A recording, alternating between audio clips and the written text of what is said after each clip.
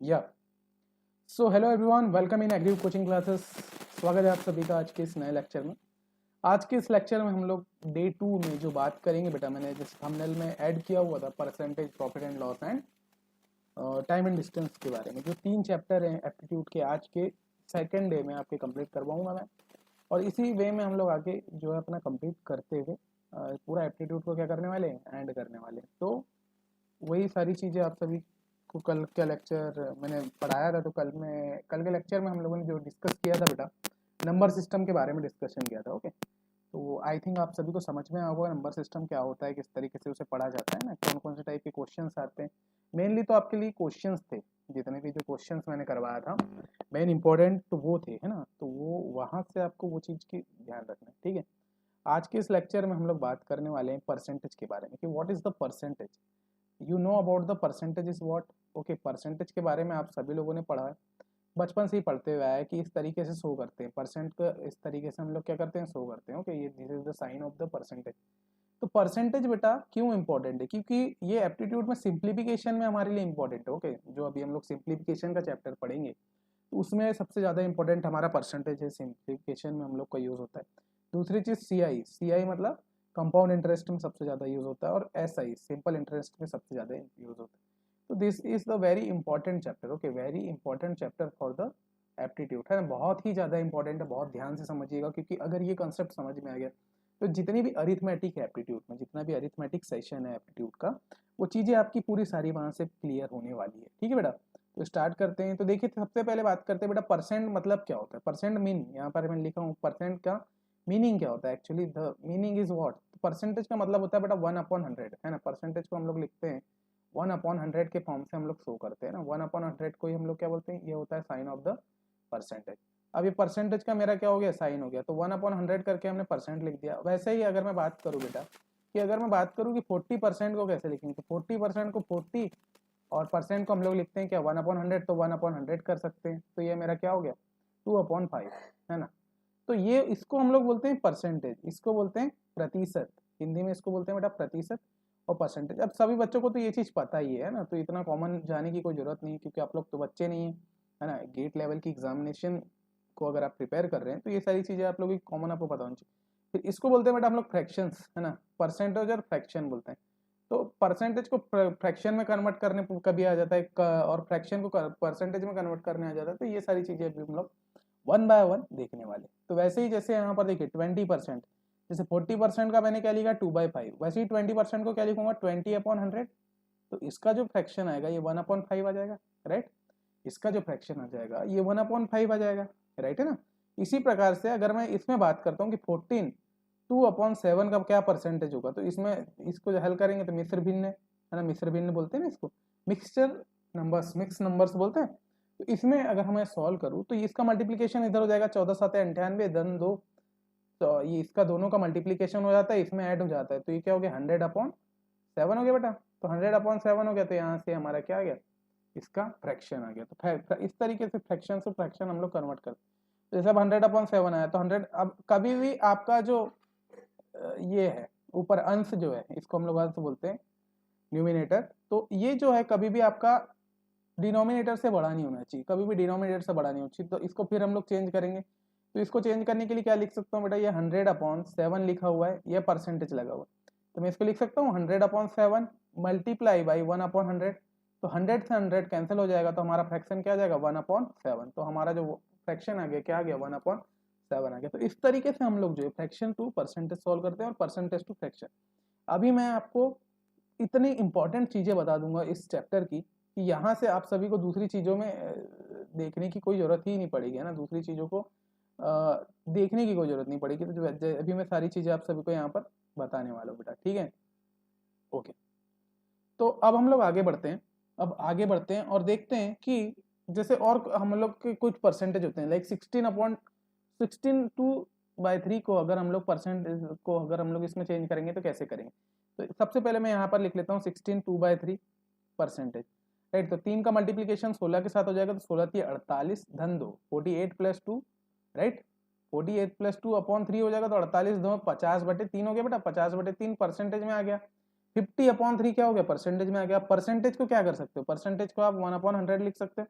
1/100 तो 50/3, तो यहाँ से 51 सा 50, 52 सा 3, तो 1/6 आ गया बेटा। 1/6 इसमें क्या आ गया, फ्रैक्शन आ गया। तो देखिए 16:2/3 की वैल्यू क्या आ गई, ये आ गई बेटा आपकी 1/6। यहाँ से आपने क्या कर दिया, 1/6 कर दिया और यहाँ से आपने आंसर ला लिया। अब हम लोग सीखेंगे फ्रैक्शन से परसेंटेज में कैसे चेंज करते हैं। वही अभी तक हम लोग परसेंटेज से फ्रैक्शन में अभी 2-3 एग्जाम्पल देखा। अब हम लोग देखते हैं फ्रैक्शन से परसेंटेज में किस तरीके से चेंज किया जाता है। अगर मान लो आपको जो 100 है, कोई भी, अगर मैं 100% की बात करूँ तो 100% क्या होता है, किसी भी चीज का 100% क्या होता है, उसकी पूरी वैल्यू होती है ना। अगर किसी भी नंबर की, अगर मैं 100% की बात करूँ कि अगर मान लो कोई भी चीज 100% कब होगी, जब वो पूरी होगी, पूरी तरीके से होगी, है ना। क्योंकि अगर हम लोग दैनिक जीवन में बात करें, अगर हम लोग डेली लाइफ में बात करें, तो किसी भी चीज को 100% कब बोलते हैं। मान लो अगर हमारे एक सैलरी की 20,000, तो 30,000 हमारी क्या है, मंथली सैलरी है, और उसको अगर हमारी अकाउंट में वो पूरी आ रही है बिना कटे पिटे, तो हम बोलेंगे 100% सैलरी आई है। उसके बाद अगर कुछ अमाउंट उसमें कट रहा है, तो उसको हम लोग क्या बोलेंगे कि हाँ 20% कटा है, 10% कटा है ना। बहुत सारी चीजों में इस तरीके से होता है। तो यहाँ पर अगर मैं कंप्लीट परसेंट की बात करूँ, तो एक नंबर की मैं बात करूँ, एक जो है, एक को अगर मैं बोल सकता हूँ कि 100% है, ठीक है, क्योंकि एक जो नंबर है इससे ही फ्रैक्शन चालू होंगे, फ्रैक्शन में अपॉन में आते जाएंगे। तो जो 1 होता है, 1 का जो 100% होता है ना, 1 मतलब होता है बेटा 100%। तो 100% अगर फ्रैक्शन 1/1 लिखा हुआ है तो उसकी वैल्यू क्या हो जाएगी, 100% है। उसी के बाद अगर फ्रैक्शन 1/2 लिखा है तो उसकी वैल्यू क्या हो जाएगी बेटा, 50%। इसके बाद 1/3 लिखा है, तो 1/3 को कैसे चेंज करेंगे, 33 अब इसको चेंज कैसे करना है, तो जैसे फ्रैक्शन को परसेंटेज में चेंज करना है तो 1/2 लिखा है, तो इसमें 100 का मल्टीप्लीकेशन कर दो, 2 एकम 2, 2 50, 12 में 100 कट जाएगा, तो यहाँ 50% आ गया, राइट। तो यहाँ से 1/2 किस में चेंज हो गया, 50% में चेंज हो गया। वैसे ही 1/3 किस में चेंज हो गया, 33/1/3 में चेंज हो गया, राइट। तो ये 1/1 फ्रैक्शन में क्या करते जा रहा हूँ, मल्टीप्लीकेशन करते जा रहा हूँ 100 का। चलो मैं 1/3 को चेंज करके दिखा देता हूँ। 1/3 इंटू 100 हो जाएगा, 3 एकम 3, 3 तिया 9, है ना, 3 तिया 9 हो गया, बचा कितना, एक, 3 तिया 9, एक सही, 1/3 हो गया। तो यहाँ से 33 सही, 1/3 मेरा परसेंटेज आ गया। तो यहाँ से मेरा 1/3 का 33/1/3% इसमें आ गया। वैसे ही 1/4 का अगर मैं चेंज करूँ तो बेटा 25% आ गया।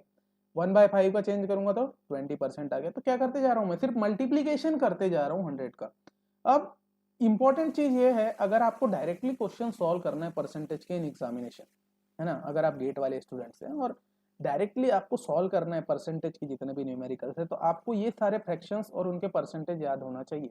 इन examination you should have to remember the all formulas and or fractions of the fractions to percent, conversion of the fraction to percentage। Okay, percentage से फ्रैक्शन और फ्रैक्शन से परसेंटेज अगर आपको पता है तो आप लोग डायरेक्टली पुट कर सकते हैं।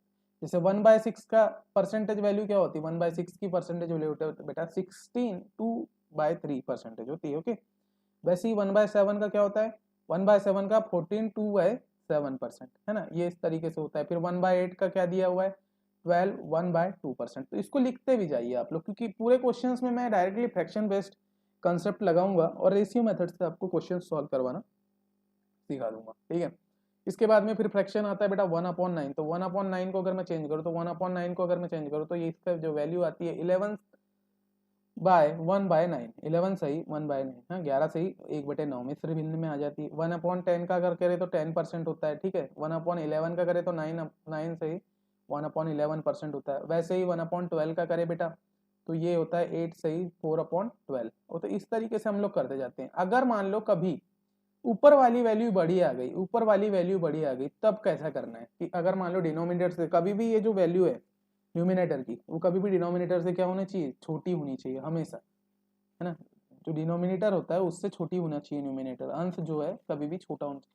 पर नहीं है तो फिर हम उसको भी सॉल्व कर लेते हैं, है ना। तो अभी देखते हैं, जैसे यहाँ पर 1/3 का क्या फ्रैक्शन हो गया 7, 9/13 हो गया। इसके बाद 1/7 का क्या हो गया बेटा, 1/7 में अगर ये, अच्छा 1/14 का आ गया 7 सही 1/7, है ना। तो इस तरीके से सारे फ्रैक्शंस आपको याद रखने। फिर आता है आपका 1/15, तो 6 सही 2/3 का परसेंटेज होता है ना 1/16। तो ये मैं अभी PDF आपको सेंड करूंगा ना जब ग्रुप में, तो यहाँ से फ्रैक्शंस लिख लेना, 2 बार 3 बार 4 बार 5 बार जितने भी बार लिखो, लेकिन पूरे फ्रैक्शन याद कर लो। सबसे इंपॉर्टेंट चीज बता रहा हूँ, ये एप्टीट्यूड का ये वाला जो चैप्टर है, ये पूरे आपके पूरे गेट में काम आने वाला है, पूरे गेट के एग्जामिनेशन। क्योंकि ये सारे कंसेप्ट आपको कैलकुलेशन ही है, गेट का exam based on the calculation है। तो अगर आप farm power, farm machinery, food और किसी भी टाइप का टॉपिक्स पढ़ रहे हैं और जिसमें परसेंटेज अगर कॉन्सेप्ट से हमको कैलकुलेशन करना है, तो भैया ये वाला कॉन्सेप्ट आपको याद रखना पड़ेगा, ये फ्रैक्शंस आपको याद रखना पड़ेगा for the direct solution, right. तो यहाँ पर वैसे ही फिर 1/17 का क्या हो जाएगा, 5 से ही 15/17 हो जाएगा बेटा, ठीक है। 5 से ही 15/17 हो गया। वैसे ही अगर मैं बात करूँ 1/18 की, 1/18 का क्या हो जाएगा, 5 से ही 10/18 हो जाएगा। फिर 1/19 का क्या हो जाएगा बेटा, 5 से ही 5/19, 1/20 का 5%, और 1/50 का यहाँ पर आ गया 2%। अब जैसे 1/15 का 2% का था तो 100 कर दो बेटा, 100 में 50 से कम 50, 50 दूनी 100, तो 2% यहाँ से हमारा ये आ गया। इस तरीके से हम लोग 1 by 1 with the help of the things बेटा सॉल्व करते हैं ना, एक एक चीज़ों को हम लोग इस तरीके से क्या करते हैं, सॉल्व करते हैं। तो ये इंपॉर्टेंट हो जाती है चीज़ें। अब हम लोग देखेंगे, अभी हमने देखा कि कैसे फ्रैक्शन से जो है परसेंटेज चेंज करना है। वैसे ही अगर मान लो वही जो अब जितने फ्रैक्शन मैंने बताया, इनके अलावा अगर फ्रैक्शन आ गया तो क्या करेंगे सर हम, चलो इसको याद करके चलेगा, इसको हमने याद करके चलेगा। अब इन्हीं पे बेस्ड देखिए फ्रैक्शंस आते हैं, इन्हीं पे बेस्ड फ्रैक्शन आते हैं। कैसे, जैसे हमको बोला बेटा 3/5 का परसेंटेज वैल्यू फाइंड करो, 3/5 की क्या करो, परसेंटेज वैल्यू फाइंड करो, है ना। अभी मैं पढ़ो तो 3/5 को मैं लिख सकता हूँ 3 गुणित 1/5, 3 गुणित 1/5 लिख सकता हूँ इसको सॉल्व करने के लिए। अब 1/5 का मैंने अभी फ्रैक्शन बताया आप सभी को, 1/5 का क्या होता है, 20% होता है। 1/5 में 100 का गुणा करो तो 20% होता है। 20, ये 3 गुणित 20% लिख सकता हूँ मैं इसको, और 20% में 3 का गुणा होगा तो 60% हो जाएगा। तो इसकी डायरेक्टली वैल्यू कितनी आ जाएगी, 60% हो जाएगी, इसकी 60% आ जाएगी। जैसे मैंने क्या किया, we know about the 1/5 is equal to 20%, right. तो इसी में 3/5 कर दो तो 60% हो जाता है। तो ये ऐसे कॉमन सेंस से अगर आपको देखिए फ्रैक्शन पता नहीं रहता तो टाइम लेते हैं, टाइम लेके बनाते है ना। वैसे ही 2/4 अगर 2/5 कर दो तो 2/5 की वैल्यू कितनी आ जाती है आपकी, 2/5 की अगर मैं वैल्यू की बात करूँ, 2/5 की क्या वैल्यू आ गई बेटा, यहाँ से आपकी ये वैल्यू आ गई, ठीक है। ठीक है, तो इस तरीके से हम लोग क्या है 1 बाय 1 जो है सारी चीज़ों को क्या करते हैं, सॉल्व करते हैं, ठीक है। अब हम लोग देखते हैं 1/6 को अगर मैं चेंज करूँ तो मैं how can we change the 1/6, okay. तो 1/6 को अगर मैं चेंज करूँ तो देखो इस तरीके से सॉल्व करते हैं। तो 1/6 का जो फ्रैक्शन आता है 16 2/3, कैसे देखो, हाँ 1/6 का जो फ्रैक्शन है 16 2/3 दिया हुआ है, ये दिया हुआ है ना, गिवन है। तो आपको बताना है 4/6 का, तो 4/6 का बताना है तो 4/6, तो इसको आप लोग लिख सकते हैं 4 × 1/6, राइट। और 1/6 का फ्रैक्शन मालूम है कितना होता है, 16 2/3 होता है। यहाँ पर मल्टीप्लीकेशन हो जाएगा 4 का। अब देखिए यहाँ पर बहुत इंपॉर्टेंट चीजें समझ में आने वाली है आप सभी को, यहाँ पर बहुत ही ज्यादा इंपॉर्टेंट चीज आपको समझ में आने वाली, कैसे कि अगर अब ऐसा मल्टीप्लीकेशन आया सर तो कैसे मल्टीप्लाई करेंगे। ऐसा अगर मल्टीप्लीकेशन, तो जो भी यहाँ पर वैल्यू होती है इसका मल्टीप्लीकेशन पहले इसके साथ हो जाएगा, और यहाँ पर जो 2 है 2 के साथ भी इसका मल्टीप्लीकेशन होगा बाद में। कैसे, चलो देखते हैं। क्या होता है कि 16 2/3 को अगर मैं इसको अलग अलग लिखने की बात करूँ तो 16 + 2/3 इसको ऐसा लिखा जाता है। अब यहाँ पर ब्रैकेट में 4 का मल्टीप्लीकेशन होगा तो 4 एक बार यहाँ पर मल्टीप्लीकेशन होगा, यहाँ पर होगा, तो आपका क्या हो जाएगा 64 8/3% हो गया, 16 × 4 = 64 8/3। अब देखो 8 मैंने जब से बता रहा हूँ कि न्यूमिनेटर जो है कभी भी डिनोमिनेटर से क्या होना चाहिए, छोटा होना चाहिए। हमेशा अंश जो है डिनोमिनेटर से अगर छोटा होगा तभी हम जाके सॉल्व कर लेंगे। तो चलो इसमें भाग दे दो, 3 एकम 3, 3 दूनी 6, 3 दूनी 6, बचा यहाँ पर क्या 2, है ना। तो 3 दूनी 6, यहाँ पर 2 3 दूनी 6, बचा यहाँ 2, तो इस तरीके से कन्वर्ट करके इसकी जो वैल्यू आ जाएगी 66/2/3 इसमें जो है वैल्यू आ जाएगी, राइट। तो यहाँ से अगर मैं वैल्यू फाइंड करता हूँ तो इस तरीके से मेरी वैल्यू यहाँ से आ गई। तो ये बेटा फ्रैक्शन सॉल्व करने की मेथड्स होती है ना, 1 बाय 1 इस तरीके से हम लोग सॉल्व करते हैं। एग्जामिनेशन में डायरेक्ट आता है क्योंकि देखो एग्जाम में टाइम कम रहता है ना आपके पास, क्वेश्चंस इसी टाइप से आते हैं, इसमें 2-3 को ऐड कर दो। अब कंसेप्ट अगर पता है आपको तो with the help of the concept you will be easily solve the problem, okay बेटा। वहां से आप लोग क्या कर लेंगे, सॉल्व कर लेते हैं। तो एग्जाम में आते हैं, ठीक है। चलो कुछ क्वेश्चन सॉल्व करते हैं। अब यहाँ पर बोला है 3/8 को चेंज करिए किसमें, percentage value. What is the percentage value of 3/18, 3/8 की परसेंटेज वैल्यू क्या होगी, चलो चेक कर। 3/8 ये लिखा हुआ है तो इसको क्या लिख सकता हूँ मैं, 1/8 लिख सकता हूँ। We know about the 1/8, the fraction is 12 1/2%। अब 3/8 बोला है तो उसी का मल्टीप्लीकेशन हो जाएगा, तो मल्टीप्लीकेशन हो जाएगा तो कैसा कि ये 12 1/2 था तो मैंने क्या लिख दिया, इसको अलग अलग सेपरेट लिख दिया, मल्टीप्लाई कर दिया 3 का, तो यहाँ से 36 3/2% आ गया। तो 36 + 1 1/2 का 37 1/2% यहाँ से हमारी वैल्यू आ गई। तो इससे हम लोगों ने क्या कर लिया, वैल्यू फाइंड करने की चीज़ें कर लिया। ठीक है, यहाँ से मैंने सारी वैल्यूज को क्या कर लिया, फाइंड करने की चीज़ें। 3/18 का जो परसेंटेज वैल्यू आ गया 37 1/2% हमारे यहाँ से। चलिए और आगे बढ़ते हैं। 3/4 का देखिए बेटा, 3/4 का क्या निकालेंगे, what is the percentage value of. तो यहाँ से 1/4 का 25% होता है, क्योंकि 3/4 को क्या लिखूंगा, 3 इंटू 1/4 लिखूंगा। तो 1/4 का 25% होता है। ठीक है, मैंने फ्रैक्शन जो बताया था 25 में मल्टीप्लाई कर दो 25 का, तो 75 आपका यहाँ से आ गया, 75% आपकी वैल्यू आ गई। तो 3/4 की जो वैल्यू आ गई कितनी आ गई, 75 आपकी वैल्यू आ गई। वैसे ही 2/5 की देखो सर, तो मैं क्वेश्चन तो बहुत सारे लेके आऊँ। 2 इंटू 1/5 हो गया, राइट। 1/5 की वैल्यू मालूम है आपको, 1/5 की 20 होती है। 2 इंटू 20 हो गया, 20 के मल्टीप्लीकेशन करेंगे तो 40% हो गया। तो यहाँ से आपका 40% आपकी वैल्यू आ गई। ठीक है, तो 2/5 की जो वैल्यू आ गई वो कितनी आ गई, 40%। वैसे ही अगर मैं 3/7 की निकालूँ तो what is the value of the 3/7, 3/7 की वैल्यू कितनी आएगी। तो वही इसको आप लोग लिख दो 1/7 इंटू 3, है ना। 1/7 का फ्रैक्शन जानते हैं कितना होता है, 42/7% होता है ना। 14 से ही 2/7% होता है। अब देखिए मैंने डायरेक्टली लिखते तो जा रहा हूँ, लेकिन आप लोगों को भी ये चीज़ क्योंकि पता होना चाहिए, क्योंकि क्वेश्चन अब मैंने बहुत बार पढ़ चुका हूँ इसलिए मेरे को फ्रैक्शन से याद है, बट आप लोग को पता होना चाहिए, क्योंकि आप लोग गेट वाले स्टूडेंट्स, तो 2-3 बार प्रैक्टिस करने से पूरी चीज़ें याद हो जाती, कोई दिक्कत नहीं होती। ठीक है, 3 का मल्टीप्लाई कर दो, तो इसको सेपरेट कर दो, 14 प्लस 2/7, और यहाँ पर 3 का मल्टीप्लाई 14 दिया 42, और प्लस 3 दूनी 6/7, तो छोटा ही है तो कोई टेंशन नहीं है, तो 42 सही 6/7% आपका जो है इसका फ्रैक्शन की वैल्यू आ जाएगी, है ना। तो यहाँ से आपकी क्या आ गई, वैल्यू आ गई। तो इस तरीके से हम लोग 1 बाय 1 सॉल्व करते हैं। चलिए कुछ क्वेश्चंस और होंगे तो उसको भी देख लेते हैं। 4/9 को चेंज करो। अगर मैं 4/9 को चेंज करता हूँ किसमें, परसेंटेज में, 4/9 को अगर मैं चेंज करता हूँ, what is the value of the percent. तो देखिए 4/9 को क्या करूंगा, 4 इंटू 1/9 कर दूंगा। 1/9 की मेरे को वैल्यू मालूम है कितनी होती है बेटा, 1/9 की वैल्यू होती है 11, सही 1/9% होती है, राइट, इंटू 4। तो इसका मैं मल्टीप्लेशन 44 सही 1/9% यहाँ से आपकी वैल्यू होगी। तो 44 सही 4/9 यहाँ से आ गया। और फिर अगर मेरे को 2/9 लाना है तो 2/9 भी कितना आ जाएगा, 22 सही 2/9% आ जाएगा। ठीक है, मैंने अब यहाँ से भी मैं इसको कर सकता हूँ कि यहाँ से अगर मैं 2 का भाग दूंगा तो इसमें भी कैंसिल हो जाएगा, इसमें भी। तो 22 सही 2/9% आपकी वैल्यू आ जाएगी इसकी, 2/9 की। तो 4/9 को मैंने कन्वर्ट कर दिया 2/9 में, और यहाँ से मैंने क्या कर लिया, वैल्यू मैंने फाइंड कर लिया यहाँ से। ठीक है, इस तरीके से लोग 1 बाय 1 सारी चीजें फाइंड कर। अब देखते हैं बेटा 5/4 को कैसे लिखे। तो 5/4 का अगर मैं परसेंटेज वैल्यू निकालू तो क्या निकलेगा। तो 5/4 को 5 गुणे 1/4 लिख दूंगा। 1/4 को मेरी वैल्यू मालूम है कितनी होती है, 1/4 क्या होता है मेरा, 25% होता है। कितना होता है मेरा, 25% होता है। तो 25% को मैं लिख सकता हूँ 5/4, 125% लिख सकता हूँ। ठीक है, 125% लिख सकता हूँ, राइट। यहाँ से 5/4 की जो वैल्यू हो गई मेरी 125% आ गई। यहाँ से मैंने वैल्यू ऑफ निकाल लिया, है ना, वैल्यू यहाँ से मैंने निकाल लिया। वैसे ही 5/8 लिखो तो 5 गुणित 1/8। ठीक है, 1/8 की वैल्यू मालूम है मेरे को कितनी होती है, 1/8 की 12 सही 1/2% होती है, इंटू 5 हो गई यहाँ पर। 12 पंचे 60 1/2% है ना, 60 सही 1/2%। तो यहाँ से ये मेरी, अब यहाँ पर देखो 5/2 आ गया था, है ना। 5 का मल्टीप्लीकेशन ऊपर भी हो जाएगा तो 5/2 यहाँ, तो हाँ 60 प्लस 5/2% था। तो 2 1 2 2 2 4, राइट। तो ये 2 इधर आ जाएगा, तो 2 5/2 लिख सकता हूँ मैं इसको। 16 तो 6 और 2 62, 62 से 1/2%। तो चेंज भी करते हैं चाहिए, कन्वर्जन पता होना चाहिए। अभी बचपन में करते थे हम लोग बेसर भिन्न भिन्न वगैरह फ्रैक्शंस का, तो कन्वर्जन हम लोग बचपन में सीखे होंगे आप लोगों ने। मैथमेटिक्स का हर स्टूडेंट्स को ये चीजें आना चाहिए, राइट।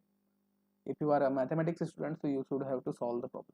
अब देखिए बेटा 7/13 लिखा हुआ है। 7/13 को किस तरीके से चेंज किया जाता है।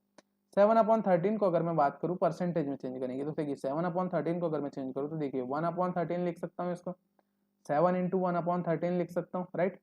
अब 1/13 की वैल्यू क्या होती है, 7 सही 9/13% होती है, राइट। और इसमें मेरे को मल्टीप्लीकेशन करना है, ऑब्वियस सी बात है 7 का। तो 7 का मल्टीप्लीकेशन यहाँ भी होगा और 9 के साथ में भी होगा। तो कैसे हो जाएगा, साथ ही 49 49, ठीक है, साथ ही अच्छा ये क्या हो रहा है यहाँ, 49, और ये क्या हो जाएगा, इसका मल्टीप्लीकेशन हो जाएगा इसके साथ, और 7 9 63, 63/13। फिर मेरे को इसको कन्वर्ट करके लिखना, 7 13 कम 13, 13 पंचे 65 होता है, 13 चौ 13 24 13 चल 13 52 करके लिख सकता हूँ। तो यहाँ से 13 4 11 11 और 52 63 होता है, यहाँ से इस तरीके से कन्वर्जन, तो 49 + 4 11/3 करके मैंने 53 सही 111/13 मैंने वैल्यू निकाल ली। तो देखिए परसेंटेज में कन्वर्जन पूछता भी है, ये क्वेश्चन बहुत मैक्सिमम टाइम्स पूछा गया है, इसलिए मैं ज़्यादातर सॉल्व कर रहा हूँ। तो ये इस तरीके से क्वेश्चन होते हैं, ठीक है। तो अभी तक हमने देखा सारी चीज़ों में कि किस तरीके से हम लोग परसेंटेज से जो है, सॉरी फ्रैक्शन से परसेंटेज बनाए। हम लोगों ने अभी तक जो भी देखा, तो we have fraction to percentage, fraction से हमने क्या बनाया बेटा, परसेंटेज बनाया। क्या बनाया, परसेंटेज। अब हम लोग क्या करेंगे, अब परसेंटेज से फ्रैक्शन बनाएंगे। अब हम लोग क्या करेंगे, बेटा परसेंटेज से फ्रैक्शन बनाएंगे, परसेंटेज से फ्रैक्शन बनाएंगे। तो ये कैसे बनाते हैं परसेंटेज से फ्रैक्शन, चलो देखते हैं। अब हमारे पास देखो 200% दिया है, 200% दिया, तो मैंने पहले ही बताया था 200 बटे गुणित 1/100 कर दो, तो यहाँ से आपका 100 दूनी 200, तो 2% आ गया, है ना, सॉरी 2 फ्रैक्शन आ गया, है ना। तो ये तो बहुत ईजी होता है, जब भी मैंने बताया 300% का करना है तो 3 हो गया, 400 का तो 4, क्योंकि बटे में 100 करते जाओ और वैल्यू निकालते जाओ। तो वैसे ही अगर आपको कभी पूछा एग्जाम में कि 133 सही 1/3 का अगर मैं बोलूं कि इसकी फ्रैक्शन वैल्यू क्या होगी, what is the value of the fraction, इसकी अगर मैं फ्रैक्शन वैल्यू की बात करूं तो कैसे कैलकुलेट करूंगा और इसकी वैल्यू क्या होगी, अगर मैं इसकी बात, तो बेटा ऐसे क्वेश्चंस में अगर फ्रैक्शन वैल्यू पूछा तो इस टाइप के क्वेश्चंस फ्रैक्शन वैल्यू कैसे निकालते हैं। मैंने बताया था कि इसको क्या लिख सकता हूँ, 133 को 133 प्लस 1/3 लिख सकता हूँ। मिश्र भिन्न में इसी तरीके से लिखते हैं ना, क्योंकि फिर इसका मल्टीप्लाई इसके साथ हो जाता है, इसके साथ ऐड हो जाता है, इस तरीके से लिख लेते हैं। अब मैं जानता हूँ इसको मैं लिख सकता हूँ 100 प्लस 33 प्लस 1/3 लिख सकता हूँ, राइट। 100 का मेरे को मालूम है कितना होता है बेटा 1, और ये 33 सही, इसको मैं लिख सकता हूँ 33 सही 1/3, तो 33 से 1/3 का फ्रैक्शन क्या होता है, ये 1/3 का फ्रैक्शन होता है। तो यहाँ से मेरा आ गया 4/3। तो इससे मैंने परसेंटेज से क्या कर दिया, फ्रैक्शन में कन्वर्ट कर दिया। तो मैंने क्या किया, यहाँ से जो मेरा पहले परसेंटेज था मैंने उससे किसको कन्वर्ट कर दिया, फ्रैक्शन में कन्वर्ट कर दिया। तो इस तरीके से मेरी ये वैल्यू यहाँ से आ गई, राइट। तो 1 + 1/3 की वैल्यू जो हो गई 4/3 मेरी यहाँ से क्या हो गई, वैल्यू आ गई। तो इस तरीके से मैं इसको सॉल्व करूँ। चलिए एक क्वेश्चन और करते हैं। 215 सही 5/13 लिखा हुआ है, 215 सही 5/13 लिखा है। इसको अगर मैं सॉल्व करूँ तो इसको लिख सकता हूँ मैं 200 धन 15 सही 5/13 लिख सकता हूँ बेटा, राइट। 200 क्या होता है, 200 का फ्रैक्शन 2 होता है, प्लस 15 सही 5/13 का क्या होता है। तो इसको अगर मैं कन्वर्ट करूँ तो ये मेरा फ्रैक्शन किस चीज का होता है, किसी को मालूम है। तो बेटा इसको मैं लिख सकता हूँ 2/13 का फ्रैक्शन होता है, क्योंकि 1/13 में 2 का मल्टीप्लीकेशन करेंगे तो 15 से 5/13 आता है। अभी आप लोग निकाल के देखिएगा, क्योंकि उतना ज्यादा अभी हम लोग टाइम वेस्ट करेंगे नहीं। अगर आपको फ्रैक्शन से याद रहता है, अब जैसे मेरे को फ्रैक्शन याद है तो मैंने डायरेक्टली लिख दिया, राइट। तो अगर आप लोगों को भी याद रहते तो अभी, क्योंकि पहले आपको फ्रैक्शंस पूरे याद करना होगा, जो पहले फर्स्ट टाइम पढ़ रहा है बेटा उसके लिए इंपॉर्टेंट है कि you should have to find the values of the, यानी आप सभी को जो है वैल्यूज याद करना है, you should have to remember the things, okay. जब भी आप सॉल्व कर पाएंगे, तो यहाँ से अगर मैं सॉल्व करूँ इसको तो जो वैल्यू आ जाएगी मेरी क्या आ जाएगी 28/13, यहाँ से मेरी वैल्यू आएगी 28/13। तो यहाँ से फ्रैक्शन बन गया, राइट। जैसे यहाँ पर मैंने लिखा था ना 1/13 की वैल्यू क्या थी 7/7 सही 9/13 होती। तो वैसे ही अगर मैं 2/13 की वैल्यू निकाल तो 14 + 1 और इस तरीके से वैल्यू निकालते हैं तो 15 सही 5/13 के बेस से हम लोग जो है वैल्यू निकाल लेते हैं, राइट। तो इस तरीके से हम लोग वैल्यू निकाल।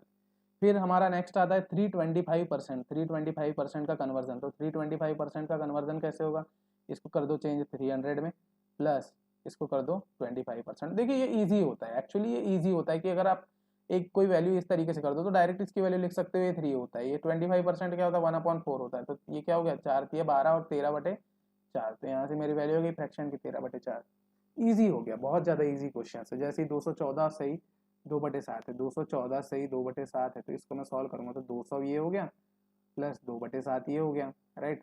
200 को क्या लिख सकता हूँ 2 प्लस 2/7 लिख सकता हूँ, 7 दूनी 14 2 16/7, 16/7 के बेसिस पे हम लोग निकाल सकते हैं। तो ये 15/7, तो यहाँ से हमारी ये वैल्यूज हो जाती है। तो हमने फ्रैक्शन टू परसेंटेज देख लिया और परसेंटेज टू फ्रैक्शन देख लिया। अभी इस तरीके के फ्रैक्शन आते हैं बेटा बड़े बड़े, है ना। देखिए कितने मिनटों में, बिल्कुल सेकंड्स में सॉल्व हो रहे हैं question with the help of the fractions, है ना। कितने सेकंड्स में हम लोग क्या कर पा रहे हैं, पूरे क्वेश्चंस को सॉल्व कर पा रहे हैं। तो this is the very important thing to know about the thing, okay. यहाँ से कि कितने इजीली हम लोग क्या कर पा रहे हैं, इसको सॉल्व कर पा रहे हैं। तो ये ऐसी चीजें होती हैं, इनके बेसिस पे हम लोग सॉल्व कर रहे हैं। चलिए आगे बढ़ते हैं, परसेंटेज में और कंसेप्ट पढ़ते हैं आगे कि किस तरीके से और सारे कंसेप्ट होते हैं उनको भी पढ़ते हैं। अगर fraction to x by y में अगर x बड़ा हो y से, अगर कभी मान लो कि जो x है अगर बड़ा हो जाए y से, तो क्या करना है बदलते समय। तो 12/5 में अगर मैं इसको चेंज कर दूं, 12/5 को लिख सकता हूँ मैं, क्या लिख सकता हूँ, 5 दूनी 10, 2/5 इस तरीके से लिख सकता हूँ, राइट। तो इस तरीके से अगर मैं लिखूँ तो यहाँ से मेरे को मालूम है कि मैं इसको लिख सकता हूँ बेटा 2 + 2/5। अगर अब मेरे को परसेंटेज में चेंज करना है तो मैं मल्टीप्लाई कर दूंगा 100 का, है ना, 100 का, तो ये 200 हो जाएगा, प्लस 2/5 अपॉन इंटू 100 का क्या हो जाएगा, इसका जो फ्रैक्शन हो जाता है ये हो जाता है 40, है ना, ये 40 हो जाएगा, राइट, क्योंकि इससे ये कट जाएगा ना। तो परसेंटेज में चेंज करना है तो यहाँ से आपका क्या 250, सॉरी 2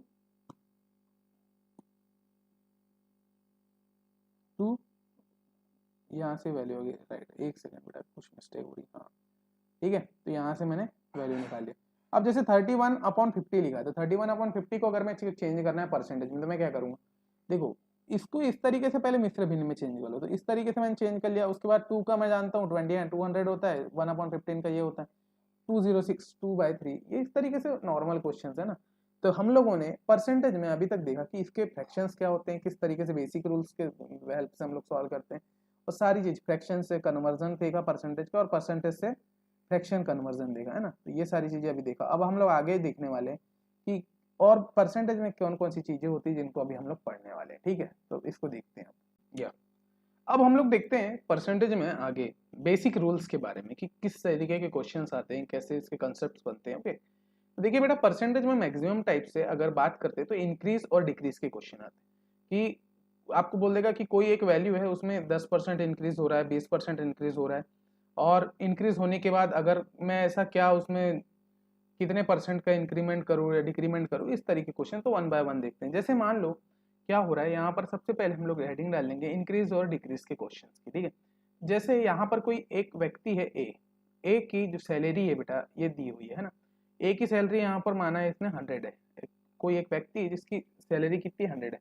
अब ये क्या हो रहा है, इसकी सैलरी क्या हो रहा है, क्या हो रहा है इसमें 10% का इंक्रीमेंट हो रहा है। इसकी जो 100 ए की सैलरी है उसमें हमने क्या किया 10% इंक्रीज किया, ए की सैलरी को हमने 10% इंक्रीज किया। पहले ए की सैलरी कितनी थी 100 है, राइट, और उसके हमने 10% का इंक्रीमेंट किया। तो 10% का इंक्रीमेंट किया तो हमारी इसकी ए की सैलरी क्या हो गई इंक्रीमेंट करने के बाद 110 हो गई, ठीक है, 110 हो गई। अब यहाँ पर बोला है कि हम किस तरीके से कितने परसेंट का डिक्रीमेंट करेंगे कि हमारी सैलरी नॉर्मल उसमें आ जाए। जो करेंट सैलरी है उसकी जो करंट सैलरी है इंक्रीमेंट करने के बाद उसमें हमको बोला है कि उसमें हम लोग कितने परसेंट जो है कम करेंगे कि हमारी सैलरी नॉर्मल फॉर्म में आ जाए, है ना। इस तरीके के क्वेश्चन आते हैं। तो क्या हो रहा है, अब बच्चे कई क्या सोचते हैं कि अगर सर 100% में 10% का इंक्रीमेंट किया तो 110% आ गया, ठीक है, 110% आ गया। अगर हम इसी में और 10% का डिक्रीमेंट कर देंगे तो 100 आ जाएगा, क्योंकि यही थिंकिंग होती है एक्चुअली। अगर कॉन्सेप्चुअल बच्चे क्या रहता है एग्जाम में सॉल्व करने के लिए जल्दबाजी में यही करते हैं, तो यहीं से ये कंसेप्ट अभी हम लोग पढ़ने वाले। तो क्या हो रहा है देखिए, सबसे पहले ए की कोई सैलरी थी जिस 100 हमने माना कि एक की सैलरी 100 रुपए, उसमें हमने क्या किया सबसे पहले बेटा 10 रुपए का 10% का इंक्रीमेंट किया, तो उसकी सैलरी हो गई 110, है ना, 110 हो गई। फिर मेरे को क्वेश्चन में क्या बोल रहा है कि उसकी सैलरी 100 करने के लिए हमें उसमें कितने परसेंट डिक्रीमेंट करना पड़ेगा, तो वही हम लोग सॉल्व करते हैं। तो बेटा इस टाइप के क्वेश्चंस को सॉल्व करने के लिए जैसे मान लो यहाँ पर क्या करेंगे कि आपको मालूम है कि अगर पहले वो इसकी सैलरी 100 थी तो इसमें मैंने क्या किया बेटा 10% का इंक्रीमेंट किया तो 110 हुई। अब 110 से मेरे को 100 करना है, तो 110 से 100 करने के लिए मैं देखूंगा दोनों के बीच में डिफरेंस कितना है। तो दोनों के बीच में डिफरेंस कितना है, 110 से 100 करने के बीच में डिफरेंस कितना है, 10 का डिफरेंस है। तो 10/110 किसके डिफरेंस में, इस वैल्यू करंट वैल्यू के डिफरेंस में इसका परसेंटेज निकाल लेंगे। यहाँ पर आ जाएगा 100, है ना। तो इसको जैसे ही अगर मैं सॉल्व करूंगा तो यहाँ से मेरी वैल्यू निकल जाएगी कितना परसेंट इसका डिक्रीमेंट हो रहा है, राइट। तो यहाँ से इस तरीके से we will finding the value. अभी मैं वन बाय वन सारी चीजें बताने वाली। तो यहाँ पर जैसे देखिए वही क्वेश्चन लिखा कि ए जो है 100 रुपए, उसमें 10% किया तो 110 हुआ। अब 110 को 100 बनाने के लिए हम लोग क्या करेंगे, इस तरीके से हम लोग सॉल्व करेंगे। तो 10/110 हो जाएगा, 10/110 इंटू 100 हो गया, है ना। अब इसको मैं सॉल्व कर लूंगा तो मेरा यहाँ से डिक्रीमेंट निकल जाएगा, decrease in percentage to get the original value. उसकी ओरिजिनल वैल्यू निकालने के लिए इस तरीके से डिक्रीमेंट किया जाता है। तो यहाँ से अगर मैं इसको सॉल्व करूँ तो 100/11 के बेसिस पे हम लोग निकाल लेंगे, है ना। तो इस तरीके से निकाल लेते। ये इंक्रीमेंट करने का, तो फॉर्मूला अगर इंक्रीज करने का फॉर्मूला, ओके राइट, यहाँ से इस तरीके से हम लोग जो है इंक्रीमेंट करने का फॉर्मूला निकालेंगे। एक सेकेंड बेटा, एक सेकेंड। ये इंक्रीज डिक्रीज के जो क्वेश्चंस आते हैं ये इस तरीके से बनते हैं, राइट। अब फॉर्मूला किस तरीके से इंक्रीज हो, मान लो कोई ए है इसमें, हाँ चलो यहाँ पर हम लोग देखते हैं और एक दो क्वेश्चन बनाते हैं। 100 है बेटा, इसमें क्या पहले क्या किया, एक व्यक्ति में 20% का इंक्रीमेंट किया, 100 रुपए में पहले उसकी सैलरी 100 रुपए थी, उसमें क्या किया 20% उसकी सैलरी को बढ़ा दिया, राइट। तो 20% जब सैलरी इंक्रीज किया तो उसकी सैलरी क्या हो गई, 20% इंक्रीज करने के बाद 120 हो गई, राइट। अब बोल रहा है डिक्रीज की ओरिजिनल वैल्यू आ जाए, कितना परसेंट इसमें मैं डिक्रीज करूँ, कितना परसेंट डिक्रीमेंट करूँ कि मेरी वैल्यू 100 आ जाए। अगर आप 20% करेंगे तो 20 में नहीं आएगा, राइट, आएगा। वहां से थिंकिंग वो चीज गलत हो जाती है। बच्चा क्या करता है उतना ही परसेंट उसमें कम कर देता है, तो गलत हो जाती है, क्योंकि अब वैल्यू क्या बन गई, अब 120 बन गई, तो 120 बन गई। तो अब इसमें हम चेक कर लेंगे, तो ऐसे क्वेश्चन को अगर डिक्रीमेंट पूछा है, यहाँ पर लिखा है डिक्रीज, तो इसमें से जो करेंट वैल्यू है उसमें से आप माइनस कर दो 100 को, जो पुरानी में जिसको बनाना है, अपॉन में जिसके रिफरेंस में, तो 120 इंटू 100 कर दो, राइट। अब इसको सॉल्व कर लो, तो यहाँ से क्या आ गया आपका 20/120, 20/120 इंटू 100, तो यहाँ से आ गया 16 रेशियो, 16 सही 2/3% यहाँ से आपकी वैल्यू होगी, तो 16 सही 2/3% आपकी क्या गई वैल्यू होगी। तो यहाँ से आपकी 16 सही 2/3% के बेसिस पे आपने निकाली कि बेटा 120 में मैं 16 सही 2/3% का डिक्रीमेंट करूंगा, जब जाके मेरी ओरिजिनल वैल्यू मिलेगी कि 120 रुपए में अगर जो करंट सैलरी हो गई 20% बढ़ाने के, तो उसमें मैं कितना परसेंट करूंगा, 16 से ही 2/3% का डिक्रीमेंट करूंगा, जब भी जाकर के मेरी वैल्यू क्या आ जाएगी 100 आएगी। तो यहाँ से ये चीज समझना आपको पड़ेगा, ठीक है। तो यहाँ पर मैं लिखा हूँ अगर कोई चीज x% इंक्रीज हो रही है, कोई भी चीज को अगर हम लोग पहले क्या कर रहे हैं x% इंक्रीज हुई है, तो कितने परसेंट का डिक्रीज करे कि ओरिजिनल वैल्यू आए। तो इसके लिए डायरेक्ट फॉर्मूला हम लोगों ने डिराइव किया है कि जो डिक्रीज बराबर होता है x/100 प्लस x%, यहाँ से क्या हो जाएगा decrement. The formula of the decrement is x/100 plus x।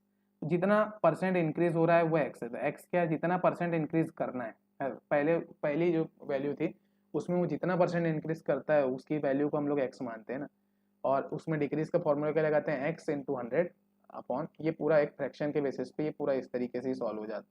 तो x into 100 upon 100 plus x के बेसिस पे ये डिक्रीज का क्या हो जाए फॉर्मूला हो जाता है, ठीक है। तो इस तरीके से सॉल्व करते हैं। इसके बाद अगर कोई चीज बेटा डिक्रीज हो रही है, शुरू में क्या हो रहा है, अब जैसे मैंने बताया कि इसमें इंक्रीज हो रहा है ना, शुरू से मैं बताते जा रहा हूँ कि इसमें क्या हो रही है, चीजें इंक्रीज हो रही है। अब क्या हो रहा है, अगर कोई चीज डिक्रीज हो रही है, ठीक है, अब क्या कर रहे हैं, सबसे फर्स्ट ऑफ ऑल हम लोग क्या कर रहे हैं, किसी एक वैल्यू में पहले डिक्रीमेंट कर रहे हैं कि इतने कुछ ना अमाउंट ऑफ परसेंटेज का हम लोग क्या कर रहे हैं डिक्रीमेंट कर रहे हैं, और हम लोग वहां पर बोल रहे हैं कि कितना परसेंट इंक्रीज हो रहा है, वो बताइए कि उसमें कितना परसेंट इंक्रीज होगा कि उसकी ओरिजिनल वैल्यू आ जाए। अगर मेरे को ये निकालना है कि उसमें कितना परसेंट डिक्रीज होगा कि उसकी ओरिजिनल वैल्यू आ जाए, तो इस तरीके से अगर मैं सॉल्व करूँ तो माना बेटा इसमें अगर मेरे को इसको सॉल्व कर, तो माना डिक्रीज क्या हो रहा है, जस्ट से माना ए जो है, ए में पहले इस तरीके से अगर एग्जाम्पल इस तरीके से आएगा, माना ए जो है एक वैल्यू है जिसमें 20% का क्या हो रहा है डिक्रीमेंट हो रहा है, 20% का डिक्रीमेंट होकर क्या बन गया,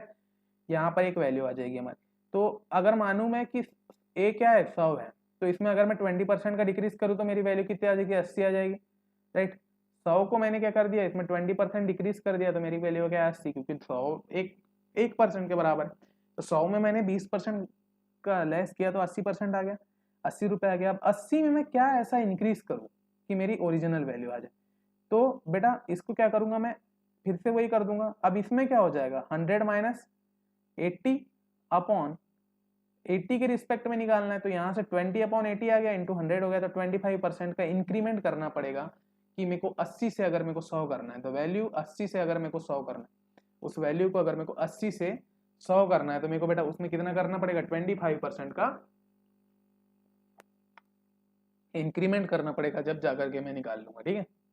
तो यहाँ से मेरी वैल्यू क्या आ गई, ये इस तरीके से वैल्यूज आ गई, राइट। तो अब मैं यहाँ से दो फॉर्मूले लिख लेता हूँ। अगेन अगर मेरे को कभी बोला कि पहले डिक्रीज हो रहा है, पहले इंक्रीज हो रहा है ना, पहले उसको इंक्रीज हो रहा है और बाद में कितना परसेंट डिक्रीज करना पड़ेगा, कितना परसेंट डिक्रीज करना पड़ेगा, तो ये फॉर्मूला लगाना है 100 into x, 100 minus 100 plus x, ठीक है। जो भी परसेंट का इंक्रीज हो रहा है, सबसे पहले जो भी परसेंट इंक्रीज हो रहा है वो उसको एक्स मान लेंगे, और जो डिक्रीज पूछा है कितना परसेंट डिक्रीज करना है, तो इस वाले फॉर्मूले का यूज करेंगे, राइट, पहला। और अगर पहले डिक्रीज हो रहा है, पहले क्या हो रहा है, डिक्रीज हो रहा है, पहले क्या हो रहा है बेटा, डिक्रीज हो रहा है, और मेरे को अब क्या पूछा है, इंक्रीज पूछा है, तो यहाँ से जब मैं इसको सॉल्व करूंगा तो इंक्रीज करते समय 100 into x upon 100 minus x की बेसिस पे हम लोग इसका इंक्रीज निकाल लेंगे। तो डिक्रीज और इंक्रीज यहाँ से हम लोग क्या कर लेंगे, सॉल्व कर लेंगे। इसी प्रकार से अब मैं इसकी बात करूँ कि बेटा एप्लीकेबिलिटी क्या होती है, कि एप्लीकेबिलिटी, तो बेटा अगर इसमें मैं बात करूँ कि सैलरी का कंपैरिजन करना है या फिर एक्सपेंडिचर कांस्टेंट लेना है, तो दो तरीके से हम लोग इसका यूज करते हैं इस फॉर्मूले। जैसे क्या होता है, सैलरी कंपैरिजन करना है कि पहले मैंने इसके 13%, 15%, जितने भी अमाउंट ऑफ परसेंट सैलरी बढ़ी, फिर दूसरे महीने में अमाउंट ऑफ सैलरी कम हुई, तो वो सैलरी का हम लोग जब कंपैरिजन करते हैं, in the comparison of the salary we will use the, इसकी एप्लीकेशन वहां यूज होती है, परसेंटेज की वहां पर एक एप्लीकेशन। दूसरी चीज, एक्सपेंडिचर अगर कांस्टेंट है, आपका जो एक्सपेंडिचर है अगर वो कांस्टेंट है, तो उस जगह पर भी आपकी ये चीज क्या होती है, इसका यूज होता है। तो that's the important thing, okay. अब हमारा एक मेन कॉन्सेप्ट आता है, अगर मान लो ए दिया हुआ है और x इंटू वाई का प्रोडक्ट है ना, तो a is the product of two numbers. इसमें मान लो कोई एक नंबर दिया है मेरे को a is the number, a is the what number, a क्या है, एक नंबर है, और इसमें x एंड y क्या है, the product of the two number, दो नंबर्स का प्रोडक्ट। तो इसमें ये 100 होगा इंटू 240 होगा, है ना, 100 इंटू 240 के बेसिस पे हम लोग इसको निकालेंगे। तो यहाँ से अगर मैं फाइंड करूँ द वैल्यू ऑफ x, इसमें कैसा आता है कि अगर मान लो कोई एक वैल्यू है a जो है x और y दिया, तो इकाई, इसमें क्या बोलता है, जैसे x है, x क्या हो जाएगा, इसमें दहाई का अंक होता है, y क्या हो जाएगा मेरा, इकाई का अंक हो जाएगा, दोनों का अगर मल्टीप्लीकेशन है, दो वैल्यू। तो इसमें बोल रहा है जैसे x में इसने 20% पहले इंक्रीज किया, तो मेरे को उसकी ओरिजिनल वैल्यू लाने के लिए मेरे को y में कितना परसेंट डिक्रीमेंट करना पड़ेगा। अगर मेरे को xy में, अगर मैंने क्या कर दिया, x की वैल्यू को 20% इंक्रीज कर दिया, तो मेरे को यही वैल्यू लाने के लिए y की वैल्यू में कितना परसेंट का डिक्रीमेंट करना पड़ेगा कि मैं वही वैल्यू ला लूँ।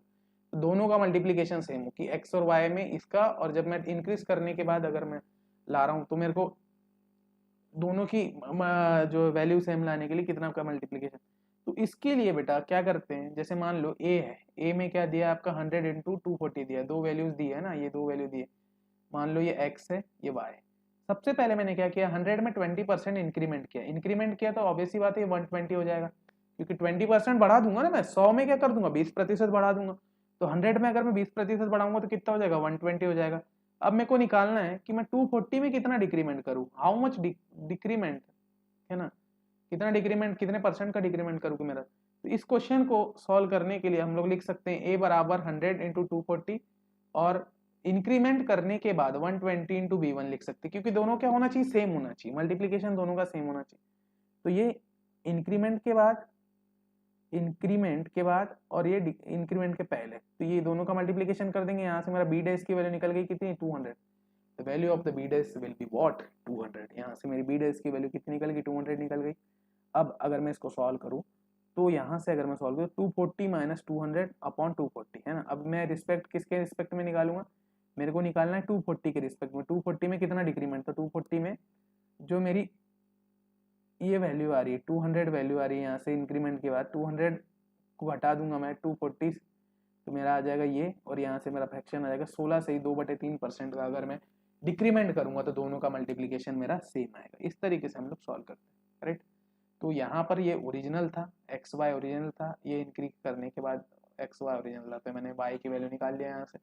इस तरीके से हम लोग सॉल्व करते हैं, ठीक है। ये पहला मेथड है। और इसी को अगर मैं सॉल्व करूँ बेटा डिक्रीमेंट वाले से, जैसे उसमें क्या था, इंक्रीज कर दिया था पहले, उसके बाद डिक्रीज पूछा था, तो डिक्रीज का फॉर्मूला क्या होता है, we know about the formula of decrease 100 into x, 100 plus x. X की जगह क्या रख दो, 20 रख दो, 20 रख दो, और वैल्यू देखो चेक करके, तो 100 इंटू 20 अपॉन 120 कर दो, तो 16 अपॉन 2/3। तो यहाँ से भी डायरेक्टली सॉल्व हो गया, और ये एक मेथड ये भी है। दोनों मेथड में से आप लोग या तो डायरेक्ट फॉर्मूला बेस्ड जा सकते हैं, या फिर उस मेथड के बेसिस पे सॉल्व कर सकते हैं। तो ये दो मेथड्स है सॉल्व करने के ना, दोनों मेथड्स के थ्रू आप लोग क्या कर सकते हैं, इजीली सॉल्व कर सकते हैं, राइट। तो ये दो मेथड्स मैंने बता दिए, है ना, यहाँ से। और अगर पहले डिक्रीमेंट हो रहा है और बाद में इंक्रीमेंट, तो ये पहले डिक्रीज का सूत्र है और फिर इंक्रीमेंट के समय इंक्रीमेंट का लगा दो। तो इस तरीके से हम लोग 1 बाय 1 चीजों को सॉल्व करेंगे। चलो अब कुछ क्वेश्चंस देखते हैं, जितने भी कंसेप्ट अभी तक हमने पढ़े उनके अब क्वेश्चंस बनाते हैं, ठीक है।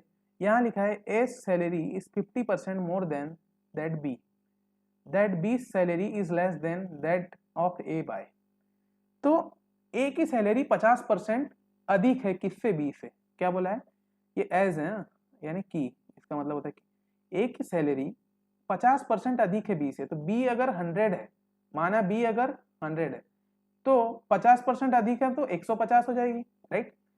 क्योंकि ए क्या है, 50% अधिक है बोला है। तो अगर बी को मान लू मैं 100, बी को क्या मान लू मैं 100, तो ये 150 हो जाएगी। देखिए सॉल्व कैसे करना है ये देखिए, क्योंकि कंसेप्ट समझ में आ गया तो आप लोग तो सॉल्व कर लेंगे, इसमें कोई दो मत की बात नहीं। तो पहले कैसे सॉल्व करते हैं वो समझ लीजिए, तो इस बेसिस पे हम बता देंगे आपको, ठीक है? तो ए जो है 150 हो जाएगा, बी इसका 100 है।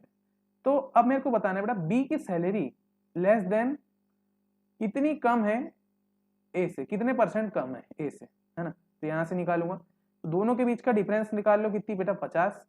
50 कम है, ठीक है? बट ए किसके रिस्पेक्ट में? 150 के रिस्पेक्ट में, ए के, है ना? दैट ऑफ ए से, है ना? तो ए से निकालना है तो इंटू 100 कर दो, तो यहाँ से आपकी वैल्यू कितनी आएगी? 33/1/3 की आपकी वैल्यू आ गई, ठीक है? यहाँ से आपने निकाल लिया। या फिर आप दूसरी चीज वो भी लगा सकते हैं, 50% ज्यादा है, पहले इंक्रीज हो रहा है बाद में डिक्रीज पूछा है तो वहीं लगा दो। तो वैल्यू डिक्रीज का फॉर्मूला ये होता है, with the help of decrease formula we will solve the 33/1/3। तो बेसिक क्वेश्चन है, बहुत बेसिक क्वेश्चन बिल्कुल चुटकियों में बनने वाले क्वेश्चन है, कोई टेंशन लेने की जरूरत नहीं। यहाँ पर बोला है, चलो next question. The price of an article decreased by 10% in order to restore to its formal value. The new price must be increased by. सबसे पहले इसमें डिक्रीमेंट हुआ, सबसे पहले डिक्रीमेंट हुआ, एक अमाउंट ऑफ प्राइस था, इसमें 10% का डिक्रीमेंट हुआ, तो मेरा आ गया बी, ठीक है? यहाँ पर आ गया 10% डिक्रीमेंट होने के बाद मेरा जो वैल्यू आ गई वो बी आ गई, राइट? फिर मैं ऐसा कितने का इंक्रीमेंट करूं कि मेरा वैल्यू आ जाए ए? मैं बी में ऐसा क्या इंक्रीज करूं, ऐसा कैसे इंक्रीमेंट करूं कि मेरी वैल्यू आ जाए ए? इसको चेक करना। तो ऐसे क्वेश्चन को सॉल्व करने के लिए मैं क्या करूंगा, ए दिया हुआ है, ए में 10% इंक्रीज किया, मान लो मेरा ए क्या है 100 है, तो इसमें मैंने 10% डिक्रीज किया तो मेरा वैल्यू क्या आ गया 90। ए में 100 से मेरी वैल्यू क्या आ गई 90। अब मैं 90 में इसको 100 लाना है, तो 90 सही, 90 और 100 को पहले घटा दूंगा, 100 माइनस 90 हो जाएगा, बटे यहाँ पर क्या आ जाएगा नीचे पे। तो यहाँ पर क्या पूछा है पहले? डिक्रीमेंट। तो इस तरीके से 90 10 हो गया, 10/90 किसकी रिस्पेक्ट में? 90 की रिस्पेक्ट में करूंगा ना, तो यहाँ पर 100 हो गया। तो 11 सही 1/9% का अगर मैं क्या करूँ, क्या इंक्रीज करूँ, अगर मैं उस वैल्यू को 90 जो है 90 में अगर मैं 11 सही 1/9% इंक्रीमेंट करता हूँ, जब जाके मेरा क्या आ जाएगा 100 आएगा। तो ओरिजिनल वैल्यू लाने के लिए मेरे को ये, या फिर with the help of this formula you will be solve. अब मेरे को पहले डिक्रीमेंट दिया था, मेरे को बाद में इंक्रीज निकालना था, तो यहाँ पर मैंने उसका फॉर्मूला लगा दिया इंक्रीज का। तो इंक्रीज का फॉर्मूला क्या होता है? 10 इंटू आर 100 माइनस आर, और डिक्रीज का क्या होता है? 10 इंटू आर 100 प्लस आर, है ना? 2 value, 10 into R 100 minus R से यहाँ से मैंने वैल्यू निकाल लिया। तो 11 से ही 1/9 के बेसिस पे हम लोग वैल्यू सॉल्व कर सकते हैं, ठीक है? यहाँ से हमारी वैल्यू सॉल्व हो जाएगी। आगे देखते हैं और क्वेश्चंस करते हैं। परसेंटेज के क्वेश्चंस बहुत इजी है पर बनाने जो है, ठीक है? तो बना दें। The price rice has increased by 60% in order to restore its original value. कितने परसेंट का रेट डिक्रीमेंट करेंगे? पहले 100 था, 60% इंक्रीज किया तो 160 हो गया। कितना परसेंट? किसमें से? इसमें से हो गया। तो ये 60, तो इसमें से इसको घटा दो, कितना परसेंट हुआ? 60/160 गुणित 100, है ना? जब इसे, ये बेसिक मेथड है, इससे कैंसिल करो, कैंसिल कर लो तो यहाँ से वैल्यू कितनी आ जाएगी? 3/8 इंटू 100 हो जाएगा 36, 3/2, है ना? तो इस तरीके से अब ये 3/2 है, देखो यहाँ पर मेन चीज आ जाती है, इसको लिखेंगे 36 + 3/2, ठीक है? ये बड़ा नहीं होना चाहिए, 2 एकम 2, 2 दूनी 4, 36 + 2 यहाँ पर आ जाएगा कितना? नहीं 2 1 आ जाएगा, यहाँ पर भी 1 आ जाएगा, तो 2 इंटू 1 37 1/2% आपकी वैल्यू होगी। तो 37 सही 1/2% आपकी वैल्यू आ गई। तो this value we will solve. या फिर डिक्रीमेंट का फॉर्मूला लगा दो, इस फॉर्मूले से भी सॉल्व हो जाएगा। प्रैक्टिस करना पड़ेगा, कुछ नंबर्स ऑफ चीज़ों की प्रैक्टिस करना पड़ेगा। ये क्वेश्चन आप लोग बना लेना, यही वही है ओरिजिनल टू इंक्रीज को, क्योंकि वही वही सॉल्व करवाते करवाते भी क्या आप लोग को भी लगेगा वही वही चीज़ें हो रही रिपीट, है ना? तो वो चीज़ें देखना पड़ेगा। अब हमारा जो मेन कंसेप्ट आता है वो आता है बेटा सक्सेसिव परसेंटेज का, है ना? The most important concept of this chapter, कभी कभी पूछा जाता है ना? कुछ तो हुआ भैया, एग्जाम है गेट के एग्जाम में क्वेश्चन एक लेवल पे ही पूछे जाते हैं ना, ऐसा तो नहीं है कि रप्पू क्वेश्चन दे दिया कि A+B ये ऐसे क्वेश्चंस नहीं आते, ऐसे इसी टाइप के जो टफ क्वेश्चंस होते हैं, थोड़े अच्छे लेवल के क्वेश्चन होते हैं वो आते हैं। यहाँ पर जैसे क्या होता है, सक्सेसिव परसेंटेज क्या होता है कि अगर मान लो आप कोई दुकान में गए, सबसे पहले एक इसकी थ्योरी समझते हैं, आप लोग एक दुकान में गए है ना कोई चीज़ खरीदने के लिए, तो वहाँ पर क्या होता है, जैसे पहले एक दुकानदार क्या करता है, उसमें कुछ परसेंट का डिस्काउंट रखता है ना, कुछ परसेंट उसमें रेट बढ़ाता है या उसमें डिस्काउंट रखता है, ठीक है। तो अगर मान लो आप लोगों को क्या कर रहा है, एक दुकानदार 100 रुपए की चीज को सबसे पहले क्या कर रहा है, 10% उसमें इंक्रीज कर रहा है। चलो यहाँ पर दुकानदार की बात नहीं कर रहे, कोई भी एक वैल्यू है आपका, कोई प्रोडक्ट है, उसमें आपने सबसे पहले 10% का एक इंक्रीमेंट किया, और फिर जो वैल्यू आ रही उसी में आपने फिर और दोबारा उसमें 10% का इंक्रीमेंट और करवा लिया, तो जो वैल्यू लास्ट में जो वाली है, तो इसमें क्या हो रहा है, सक्सेसिव परसेंटेज में 2 बार आपने कंटिन्यूअसली वैल्यूज में क्या किया, इंक्रीमेंट किया। पहले जो ओरिजिनल वैल्यू थी उसमें आपने पहले 10% का इंक्रीमेंट किया, फिर जो आपकी वैल्यू आई फिर उसमें आपने क्या किया, और अगेन 10% का इंक्रीमेंट किया। अब देखिए 2 बार आपने इंक्रीमेंट किया, लेकिन दोनों बार आपने अलग अलग वैल्यू पे किया। सबसे पहले जब 10% इंक्रीमेंट था या डिक्रीमेंट था, तो कोई भी एक वैल्यू थी 100 में आपने सबसे पहले 10% का क्या किया, इंक्रीमेंट किया, तो 110 हो गया। फिर आपने 110 में क्या किया, फिर 10% इंक्रीमेंट किया, तो वहां से आपका क्या हो गया, 121। तो इस तरीके से मेरा क्या आ गया, जो यहाँ से 121 से लेके जो 100 तक की प्रोसेस हुई, तो ये क्या हो रही है, इक्विवेलेंट परसेंट इंक्रीज हो रहे हैं, इक्विवेलेंट यानी एक करके इंक्रीमेंट हो रहा है, और दोनों वैल्यूज में अलग अलग हो रहा है। तो पहले वाला जो 10% था ये 100 में हो रहा था, दूसरा वाला जो था ये 120 यानी 110 में था। तो इस तरीके से अगर मेरे को परसेंटेज निकालने बोले, तो ये इस तरीके से अगर मैं सॉल्व करूँ, तो बेटा यहाँ से अगर मैं पूछूं कि अगर आफ्टर द इक्विवेलेंट परसेंट है ना इंक्रीज, इक्विवेलेंट परसेंट इंक्रीज होने के बाद अगर मेरे को उसकी ओरिजिनल वैल्यू में जाना है, तो मेरे को कितना परसेंट डिक्रीमेंट करना पड़ेगा, तो मेरे को कितना परसेंट डिक्रीमेंट करना पड़ेगा ये पूछे। तो आप किसके लगेंगे यहाँ भाई, इसको 121 को माइनस कर दो किससे, 100 से, अपॉन में किसकी रिस्पेक्ट में, 100 के रिस्पेक्ट में, क्योंकि यहाँ पर ये इस तरीके से 100 के रिस्पेक्ट में कर दीजिए, तो 21% आपका क्या हो रहा है, डिक्रीमेंट करेंगे जब मेरी वो ओरिजिनल वैल्यू है, राइट। इस तरीके से हम लोग सक्सेसिव परसेंट। अब देखिए इसमें डायरेक्टली फॉर्मूला होता है, एक फॉर्मूला होता है, जैसे कि if a number is increased bye x%, अगर कोई नंबर है जो कि x% से इंक्रीज हो रहा है, and then it is increased by y%, और क्या हो रहा है दूसरे केस में कि ये y% से भी इंक्रीज हो रहा है, then the change will percent, तो चेंज इन परसेंटेज क्या होगी, x plus Y in plus X plus Y, okay. तो यहाँ से x इंटू वाई अपॉन 100, तो यहाँ से ये जो वैल्यू होती है, this is the formula for finding the successive percentage. अगर 2 बार 3 बार 4 बार जितने भी बार परसेंट इंक्रीज हो रहा है, तो ये फॉर्मूले में बस वैल्यू पुट कर दो और डायरेक्टली सॉल्व करो। तो for the GATE purpose you should have to learn the formula, okay, सीखना पड़ेगा कैसे सॉल्व करते हैं। तो क्वेश्चन 2-3 अभी मैं करवा देता हूँ, 2-3 फिर आप लोग बुक से भी प्रैक्टिस कर लीजिएगा, है ना, क्योंकि मेहनत ऐसा तो नहीं है टीचर ही मेहनत करेगा। आप लोगों को लगता है कि हमने बेटा फीस दे दी है तो उसके बेसिस पे अब सर पूरा टीचर आप ही बता दीजिए सारी चीज़। देखिए एग्जाम आपको लोगों को देना है ना, एग्जाम में बैठा आप लोग बैठोगे, आप लोग सारी चीजें आप लोग को देना है, तो आपका जब तक मेरा दिमाग लेके तो जाओगे नहीं एग्जाम में, है ना, कि मैं अपना दिमाग दे रहा हूँ, तो ऐसा नहीं है। कंसेप्ट सीखिए और वहां से जाके आपको क्वेश्चन भी सॉल्व करना। तो देखिए ये आपका फॉर्मूला होता है for the solving the successive percentage. Successive percentage solve करने का फॉर्मूला होता है x plus y plus x into y upon 100, है ना। इसके बेसिस पे हम लोग सॉल्व किस तरीके से सॉल्व करते हैं सर, चलो ये बताता हूँ। मान लो कोई एक वैल्यू आपकी 100 रुपये है, 100 रुपये में सबसे पहले आपने 10% का इंक्रीज किया, तो क्या हो गया 110, फिर हो गया 10, इसमें फिर 110 में 10% का तो 12 आ गया, है ना। अभी 21% जब भी मेरी वैल्यू आ रही। अब जब अगर मैं इसमें वैल्यू पुट करता हूँ, इसमें देखो x की वैल्यू क्या हो जाएगी 10, पहले सबसे पहले इंक्रीमेंट, फिर y, फिर x प्लस वाई, अगर मैं इसमें करता हूँ और मेरा 21% आ जाता है तो मैं राइट है, फिर ये है ना। तो 10 x की जगह रख दो 10, y की जगह रख दो 10, x plus x into y upon 100 कर दो ना, यहाँ पे तो 20 प्लस 1 हो जाएगा, 21% आपकी वैल्यू आ जाएगी। 21% के बेसिस पे आपने वैल्यू निकाल लिया, ठीक है। तो यहाँ से अगर इंक्रीज हो रहा है बेटा तो प्लस साइन आएगा, है ना। यहाँ पर एक चीज और है, अगर कभी भी परसेंटेज दोनों में इंक्रीज हो रहा है, सक्सेसिव परसेंटेज में कभी भी ऐसा नहीं होगा कि इंक्रीज डिक्रीज हो रहा है ना, इंक्रीज डिक्रीज होगा तो फिर वैल्यूज चेंज हो जाएगी। अगर कभी भी इंक्रीज हो रहा है, इंक्रीज हो रहा है तो दोनों में वैल्यूज पॉजिटिव आ जाएगी, डिक्रीज हो रहा है तो दोनों में वैल्यू नेगेटिव आ जाएगी, राइट। अगर इंक्रीज हो रहा है तो पॉजिटिव और डिक्रीज हो रहा है तो नेगेटिव, और इसी बेसिस पे हम लोग निकाल लेंगे वैल्यू, है ना। तो यहाँ से अगर मैं सॉल्व करूँ तो 21, ये इंक्रीज का फॉर्मूला हो गया हमारा प्लस साइन में, डिक्रीज हो रहा है तो माइनस साइन होगा, डिक्रीज, और इंक्रीज हो रहा है तो प्लस। कभी भी इंक्रीज हो रहा है तो हमेशा सामने पॉजिटिव साइन लेना है परसेंटेज के, और डिक्रीज हो रहा है तो हमेशा नेगेटिव साइन लेना है, ठीक है। तो ये चीज आपको वहां से रिमेंबर रखना पड़ेगा, ठीक है। चलो, अब अगर कभी मल्टीप्लीकेशन वाले केसेस आ गए, मल्टीप्लीकेशन के बेसिस पर अगर बनाना है तो अगर भाई ए इंटू बी है, अगर मान लो इसमें x परसेंट इंक्रीज हो रहा है, इसमें y परसेंट इंक्रीज हो रहा है, तो फिर हम लोग ये फॉर्मूला लगा के क्या निकाल लेंगे, चेंज परसेंटेज चेंज वैल्यू निकाल लेंगे, x plus y into y upon 100 से।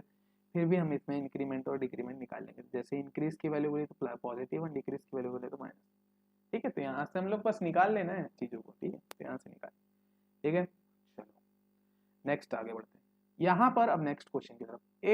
ए salary was decreased by 50% and subsequently increased by 50%, how much salary does he take, ठीक है। यहाँ पर बोल रहा है कि एक व्यक्ति है ए, उसकी सैलरी पहले 50% क्या हुई, डिक्रीज हुई, और सब्सिक्वेंटली, और उसके कुछ समय बाद क्या हो गई, 50% क्या हो गई, इंक्रीज हो गई। तो उसकी सैलरी उसको कितनी कितनी उसकी सैलरी मिलेगी, है ना, वो उसके हाथ में। तो हम लोग जानते हैं सबसे पहले क्या हो रहा है, डिक्रीमेंट हो रहा है। तो we know about the decrement, successive है बड़े, सबसे सक्सेसिव कि उसी तुरंत में हो रही चीजें, पहले 50% इंक्रीज किया, फिर वो उसकी जो ओरिजिनल वैल्यू आई उसी में जो उसकी सैलरी थी उसमें फिर 50% इंक्रीमेंट कर दिया। तो इसमें उसकी कितनी सैलरी बढ़ी या घटी वो देखते हैं। तो यहाँ से x की वैल्यू -50% क्योंकि डिक्रीमेंट हो रहा है, और y की वैल्यू 50% क्योंकि इंक्रीमेंट हो रहा है, ठीक है। तो यहाँ से we know about the formula is this, x plus y into x into y upon 100 होता है, राइट। तो यहाँ से अगर मैं वैल्यू निकालूँ तो -50 प्लस 50 -50 इंटू 50 अपॉन 100, -25% का इसमें क्या हो रहा है, डिक्रीमेंट होता है। The value of the decrement will be what, -25%। तो यहाँ से मेरा -25% का डिक्रीमेंट हो रहा है।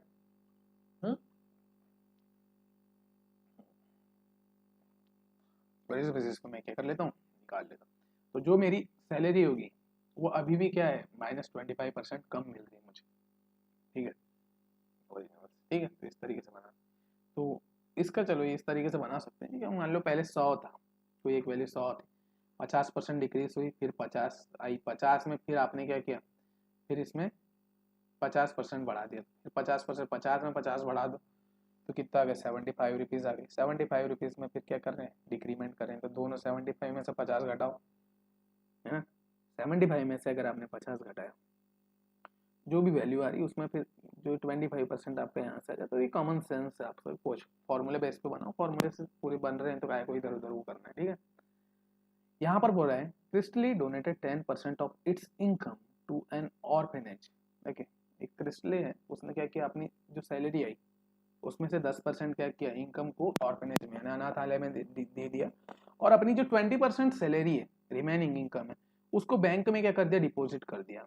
एंड ही हैज नाउ 7,200 रुपए लेफ्ट, व्हाट इज इनकम, उसकी इनकम कितनी होगी। सबसे पहले उसकी ने अपनी सैलरी का 10% क्या किया, ऑर्फेनेज में दान कर दिया। उसके बाद उसने 20% डिक्री वो कर दिया, जो उसके पास जो सैलरी बची उसमें से उसने 20% कहाँ डाल दिया, बैंक में डाल दिया। और उसके पास अब लास्ट में कितना बच रहा है, तो देखिए 100 थी उसकी सैलरी, पहले उसको 100% मिली, ठीक है। उसकी 100% सैलरी में से उसने क्या किया, 10% ऑर्फेनेज में दिया, अनाथालय में कितने, तो 90 बची, उसके हाथ में अभी कितनी बची, 90। फिर 90 में से उसने 20% को क्या किया, बैंक में डाल दिया। कितनी, बैंक में डाल दिया, तो बैंक में कितना डाल देगा वो, 90 गुणित 20/100, यानी 20% डालना।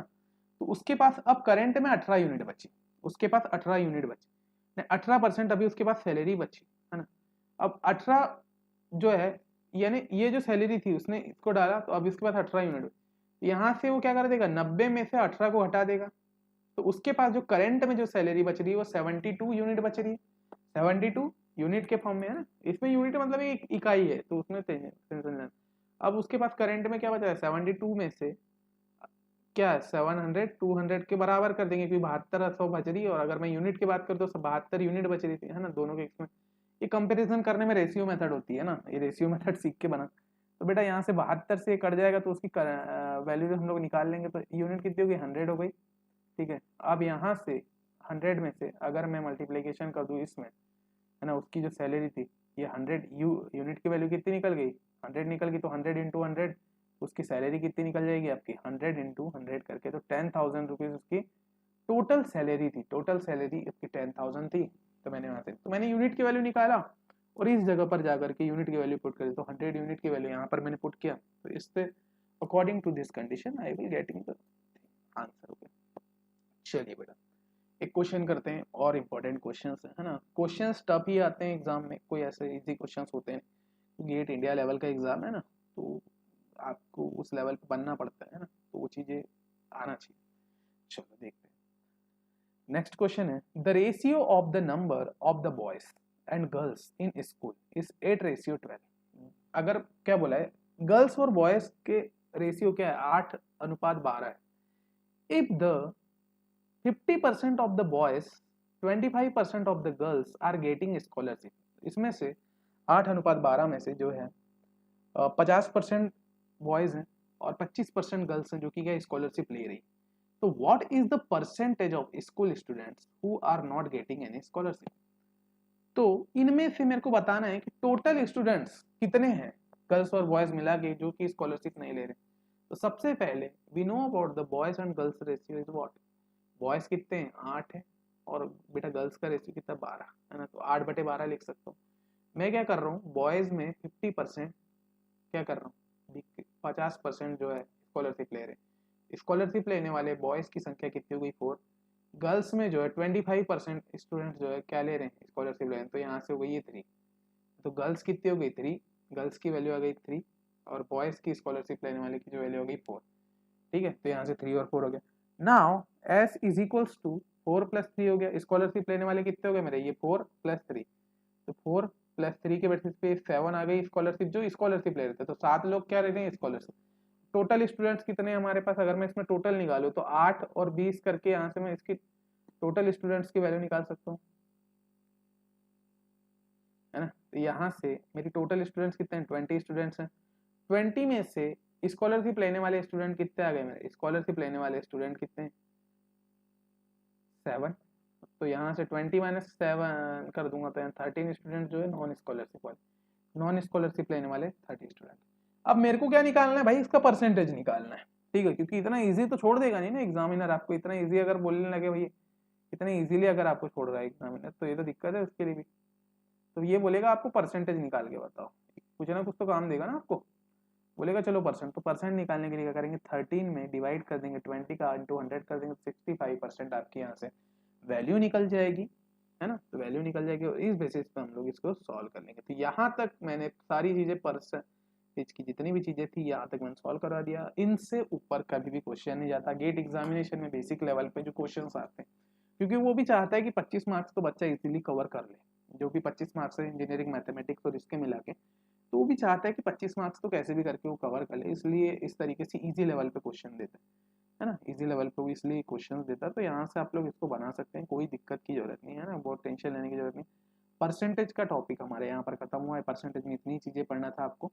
नेक्स्ट टॉपिक में हम लोग प्रॉफिट एंड लॉस के बारे में बात करेंगे, है ना, प्रॉफिट एंड लॉस पढ़ेंगे, और अभी हम लोग प्रॉफिट एंड लॉस को स्टार्ट करते हैं। तो आप लोग रेस्ट ले लीजिए 1-2 मिनट का, है ना, 1-2 मिनट का रेस्ट ले लीजिए, उसके बाद हम लोग जो है प्रॉफिट एंड लॉस स्टार्ट करने वाले हैं, ठीक है बेटा। प्रॉफिट एंड लॉस स्टार्ट करेंगे, उसके बाद हम लोग पूरा प्रॉफिट एंड लॉस खत्म करते हैं, ठीक है। तो स्टार्ट करते हैं। ओके, सो अब हम लोग बात करने वाले हैं प्रॉफिट एंड लॉस, ठीक है। अब जो हमारा चैप्टर है बेटा वो प्रॉफिट एंड लॉस हम लोग स्टार्ट कर रहे हैं।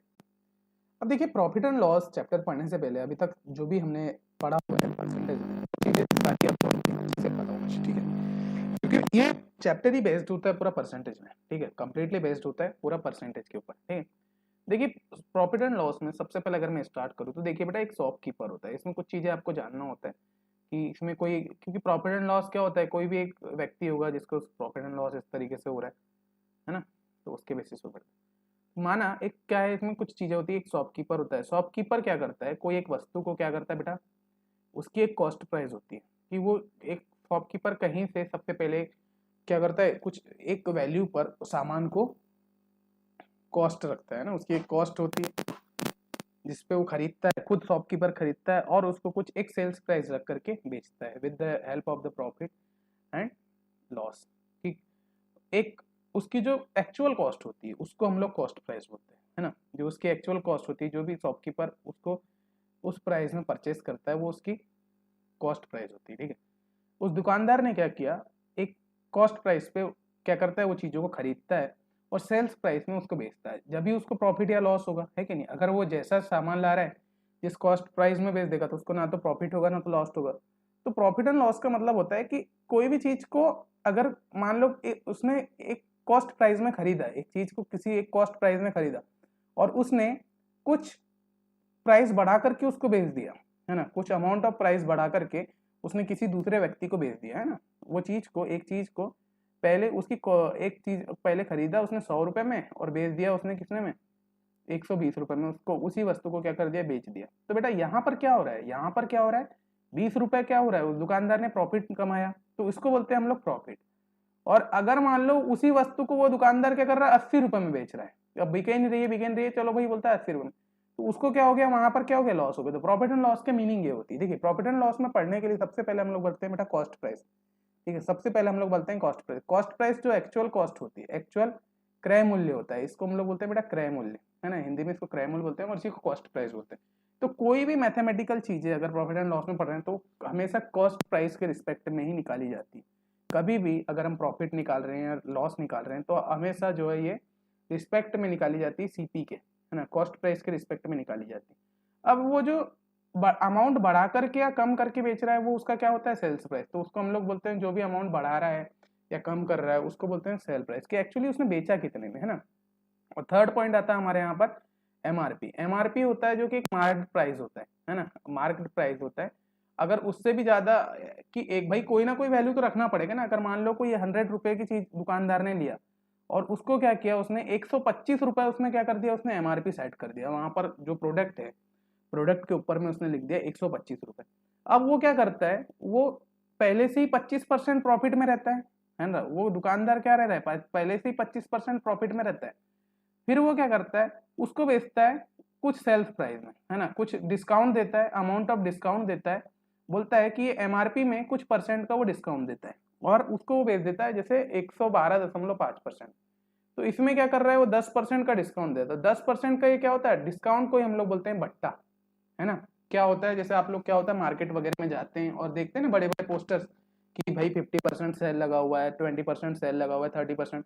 तो ये क्या होता है, वो दुकानदार अपने दिमाग से इन सारी चीजों को यूज करता है कि भाई बोले एक 100 रुपए की चीज है, उसको मैंने 125 रुपए एमआरपी लिख दिया है, उसमें मैं 10% का, भाई पहले से ही तो प्रॉफिट में है ना, तो उसने देखो 112.5 रुपए में बेच दिया, चलो मान लो 10% का उसने लॉस करके, भाई डिस्काउंट करके उसने 112, फिर भी तो उसको 100 में से 12 रुपए का प्रॉफिट हो रहा है, 12.5 रुपए का प्रॉफिट हो रहा है कि नहीं, जो उसने बेचा और जो क्रय मूल्य से था। तो 112, यहां पर अगर मैं बात करूं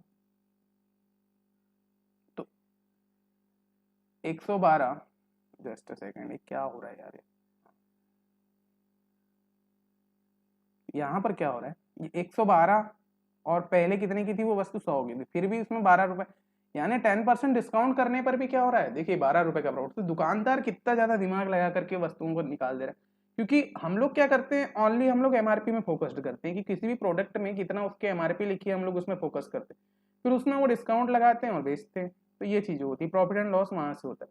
तो प्रॉफिट एंड लॉस क्या हो गया, जो सेल प्राइस होती है, सेल प्राइस से कॉस्ट प्राइस का अगर हम माइनस करते हैं, जो भी सेल प्राइस होगी उसमें से अगर कॉस्ट प्राइस से माइनस कर दी तो हमको पता चल जाएगा कि क्या प्रॉफिट हो रहा है कि क्या लॉस हो रहा है। तो प्रॉफिट और लॉस हमेशा डिपेंड करता है सेल प्राइस और कॉस्ट प्राइस पे, ये चीज आपको इंपॉर्टेंटली जानना पड़ेगा, ठीक है।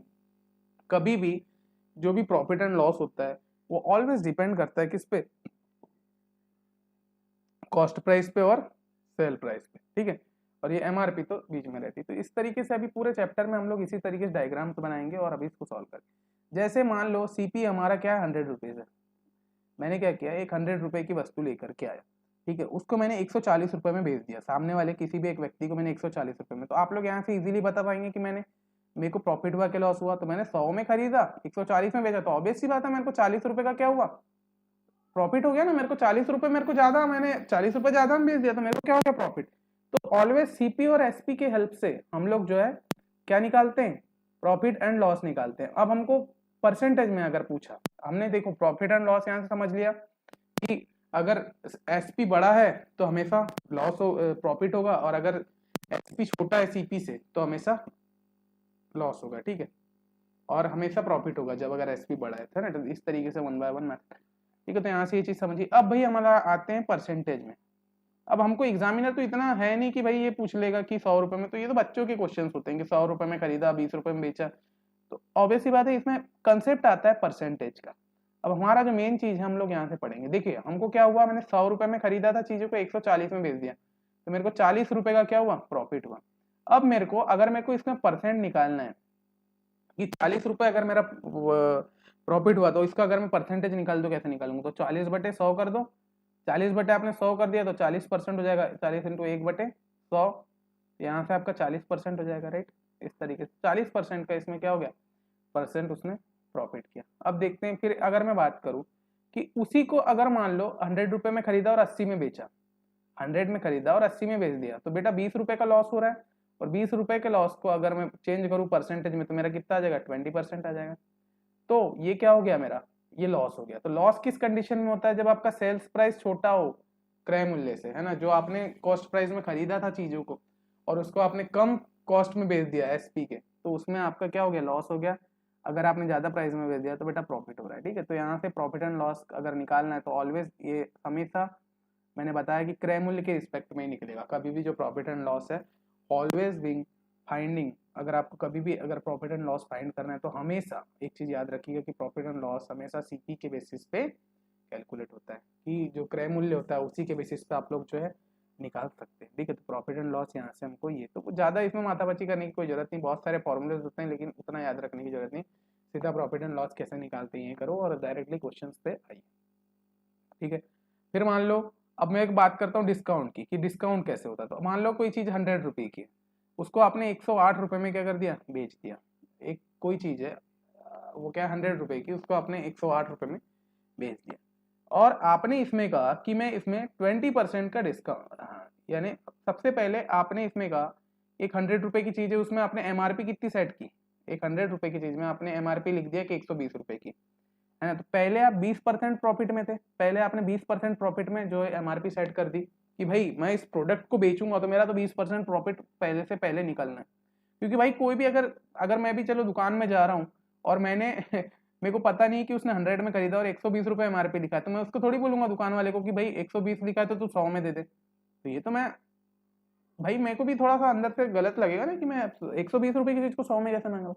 तो यही चीज हो रही है यहाँ पर, उसने एमआरपी सेट कर दिया। तो एमआरपी जो है मैक्सिमम रिटेल प्राइस कहते हैं इसको, कि इससे अधिकतम इतने में बेच सकता है वो, ठीक है।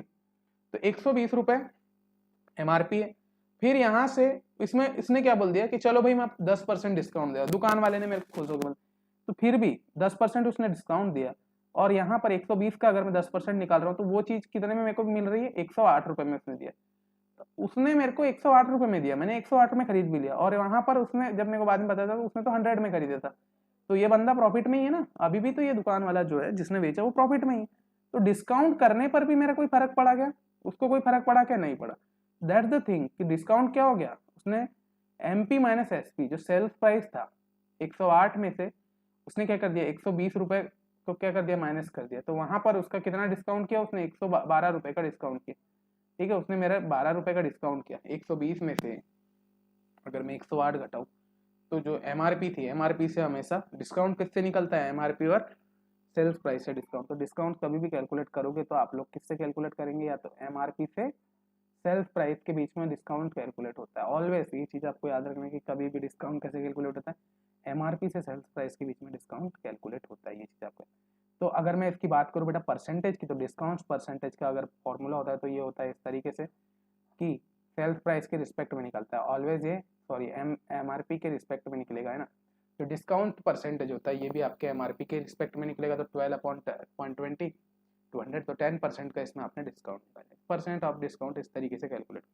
तो यहाँ से आपको तीनों चीज़ें समझ में आ गई कि सीपी प्रॉफिट कैसे, प्रॉफिट परसेंटेज कैसे निकालते हैं, डिस्काउंट परसेंटेज कैसे निकालते हैं, और लॉस परसेंट। तो मैं एक बार और लिख देता हूँ, है ना। अगर आपको सेल्स प्राइस निकालना है, सेल्स प्राइस किस पे, प्रॉफिट पे, कि अगर मान लो प्रॉफिट हो रहा है और सेल्स प्राइस, तो इसका वो डायरेक्टली फॉर्मूला ये होता है सीपी इंटू 100 प्लस P%/100, है ना। कि अगर मान लो हमको कुछ अमाउंट ऑफ परसेंटेज का प्रॉफिट हो रहा है ना, अगर आपको देखने से लग रहा है कि इतना परसेंट प्रॉफिट हो रहा है, तो उसमें सेल्स प्राइस अगर पूछा आपको हमेशा विक्रय मूल्य पूछता है, डायरेक्टली क्वेश्चन में पूछता है कि फाइंड आउट द विक्रय मूल्य, है ना, उस क्वेश्चन से आपको क्या फाइंड करना था, विक्रय मूल्य फाइंड करना रहता है, ठीक है। कभी भी विक्रय मूल्य फाइंड करने बोलेगा तो डायरेक्टली फॉर्मूला होता है ना। विक्रय मूल्य अगर प्रॉफिट हो रहा है तो इस तरीके से निकाल सकते हैं, CP into 100 plus p% upon 100 से आप लोग निकाल सकते हैं। दूसरी चीज एसपी, अगर आपको एमआरपी के बेसिस दिया है, अगर आपको एमआरपी दी हुई है और उससे आपको बोला है कि विक्रय मूल्य बनाओ, तो ऑब्वियस सी बात है उसमें आपको डिस्काउंट परसेंटेज दे देगा, वहां पर आपको उस क्वेश्चन में डिस्काउंट परसेंट देगा जब आप निकाल सकते हैं, ठीक है। तो यहाँ पर आप कुछ एग्जाम्पल देखते हैं, ठीक है, उसके बेसिस पे हम लोग निकाल सकते हैं। फिर वैसे ही अगर मान लो एक 20% का आपको क्या हो रहा है, कोई भी एक अमाउंट है, क्रय मूल्य उसका 100 रुपये है ना, 20% प्रॉफिट हो रहा है आपको, तो ऑब्वियस सी बात है यहाँ प्रॉफिट लिख दो। आपको पूछा है कि विक्रय मूल्य कितना होगा, विक्रय मूल्य कितना होगा, तो यहाँ पर लिख दो 100 इंटू 120 अपॉन 100, है ना, यहाँ से 100 से 100 कैंसिल हो जाएगा तो यहाँ आ जाएगा 20, तो 20% में सॉरी 120 आपकी क्या आ गई वैल्यू हो गई, तो यहाँ से ये कट जाएगा तो 120 आपकी वैल्यू होगी, तो 120 रुपये आपका क्या हो गया, सेलिंग प्राइस हो गया, ठीक है। वैसे ही निकाल लेते हैं। अब अगर मेरे को डिस्काउंट प्राइस निकालना है, मान लो सीपी दिया, सीपी नहीं भी दिया है तो इसमें कोई दिक्कत नहीं, क्योंकि डिस्काउंट प्राइस में डिस्काउंट परसेंटेज तो आप लोग इजी निकाल। 100 रुपये उसमें एमआरपी लिखी हुई है, सेलिंग प्राइस 90 रुपये है ना, 100 रुपये एमआरपी लिखी, 10% इसमें क्या कर रहे हैं, छूट दे रहा है, छूट दे रहा है तो लॉस होगा, हमेशा लॉस होता है छूट में, इसलिए माइनस होता है ना, 10% छूट दे रहे हैं तो माइनस लॉस होगा ना, तो लॉस के बेसिस पे माइनस होगा, तो M P 100 minus D upon 100, तो यहाँ डी की वैल्यू 10 आ गई, तो 10 से बेसिस पे यहाँ लिख दिया, तो सेलिंग प्राइस इसकी क्या हो गई 90, सेलिंग प्राइस यहाँ से 90 लिख दिया मैंने, और एस पी की वैल्यू मैंने यहाँ से फाइंड कर ली। तो इस तरीके से बेटा हम लोग प्रॉफिट एंड लॉस के क्वेश्चन बनाते हैं और फाइंड करते हैं। तो यहाँ पर अगर मेरे को प्रॉफिट हो रहा है, जब सेलिंग प्राइस कैसे निकालेंगे, तो ये वाली मेथड है, ये फॉर्मूला है C P plus 100 plus P upon 100। अगर मेरे को डिस्काउंट हो रहा है तो यहाँ पर जो वैल्यू लिखेंगे M P into 100 minus D upon 100, और सेलिंग प्राइस अगर हमको क्या दिया है, लॉस दिया हुआ है, तो 100 माइनस एल अपॉन 100 से बेसिस पे प्रॉफिट, डिस्काउंट और लॉस तीनों चीजें हम लोग कैलकुलेट कर लेंगे। किसी भी चीज का कैसे प्रॉफिट कितना हो रहा है, प्रॉफिट कैलकुलेट कर लेंगे, लॉस कैलकुलेट कर लेंगे और डिस्काउंट कैलकुलेट, तो इस तरीके से हम लोग निकालते हैं, ठीक है। तो यहाँ से पूरे फॉर्मूलेज मैंने बता दिया आप सभी को। अब हम वन बाय वन इसके जो भी क्वेश्चन है उनको सॉल्व करते हैं, राइट। क्वेश्चन के बेसिस पे अब हम लोग आगे बढ़ते हैं। देखिए पहला क्वेश्चन है, a book vendor sold a book at a loss 10%. Had he sold it for rupees more, he would have earned a profit of 10%. Find out the cost of book. देखिए क्वेश्चन अच्छे level के मैं लेकर के आया हूँ, क्योंकि क्या हो रहा है ना कि क्लासेस कम है, आपके पास टाइम कम है, तो मैं चाहता हूँ कि जो क्वेश्चन आ रहे हैं एक्चुअली उनको करो। अब मैं इसमें करवा सकता था आपको इनके क्वेश्चन फॉर्मूला बेस्ड, तो ये कोई मतलब भी नहीं निकलता 10%, उससे आपका जो मेन टाइम है वो नहीं खाता। तो ये देखिए यहाँ पर क्वेश्चन में बोला है एक बुक वेंडर है ना, वो 10% लॉस पे अपनी किताबों को बेच रहे हैं, जो भी बुक्स बेच रहे हैं सबसे शुरू में वो 10% लॉस पे बेच रहे हैं। अगर वो कितने परसेंट ज्यादा पर, अगर उसको 10% प्रॉफिट कमाना है, he would have earned a profit of 10%, तो उस बुक की क्या कॉस्ट होगी, उस बुक की क्या कॉस्ट होगी। तो सबसे पहले हम लोग देखेंगे सीपी, है ना, तो मेरे को यहाँ पर सेलिंग प्राइस ही पूछे, है ना, आउट कॉस्ट, आउट कॉस्ट मतलब होता है सेलिंग प्राइस। यहाँ पर मैं क्या करूंगा, देखिए अगर मैं मालूंगा कि ये 100 यूनिट इसमें दी हुई है, 100 यूनिट की एक book, CP is a 100 unit, 100 unit क्या उसका प्राइस लिखा हुआ।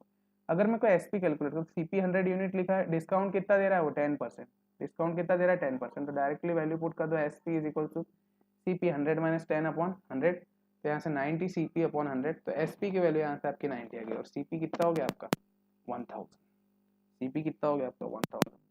कैसे, जब 100 यूनिट थी तो उसमें इसने क्या किया, 10% लॉस पे बेचा सबसे पहले, तो 90 यूनिट हो गया, 100 यूनिट का 10% लॉस कितना हो गया 90 यूनिट। तो अगर उसको जो प्रॉफिट है, अगर वो क्या कर दे 100, अच्छा ये क्वेश्चन पूरा आया नहीं है बेटा एक्चुअली, 108 होगा, he had 108 more than, 108 more than, यहाँ पर ये जो क्वेश्चन है, अरे यार रुकिए रुकिए रुकिए एक बार अच्छे से इसको, है ना, देखिए इसमें क्या बोला था, यहाँ पर 108 मोर देन, है ना, अगर वो 108 टाइम्स बढ़ा देता है तो उसका प्रॉफिट 10% बढ़ जाता है ना। तो यहाँ पर ये कैसा हो रहा है कि हाँ पहले पहले क्या हुआ, एक बुक वेंडर ने जो बुक्स था वो 10% लॉस पे बेच रहा था, तो 90 यूनिट उसका क्या हो रहा था, 90 यूनिट उसकी सेलिंग प्राइस आ रही थी। उसने अगर वो 108 रुपए उसकी सेलिंग प्राइस बढ़ा देता है तो उसको क्या हो जाता है, 10% का प्रॉफिट हो जाता है। अगर वो 108 रुपए उसकी जो कॉस्ट आ रही थी, सेलिंग प्राइस आ रही थी लॉस में, अगर वो 108 रुपए उसमें बढ़ा देते तो बेटा उसका जो है उसको 10% का प्रॉफिट होता है। तो इस तरीके से 10% का प्रॉफिट लेते हैं, तो 110 यूनिट जो है ये हो जाएगी।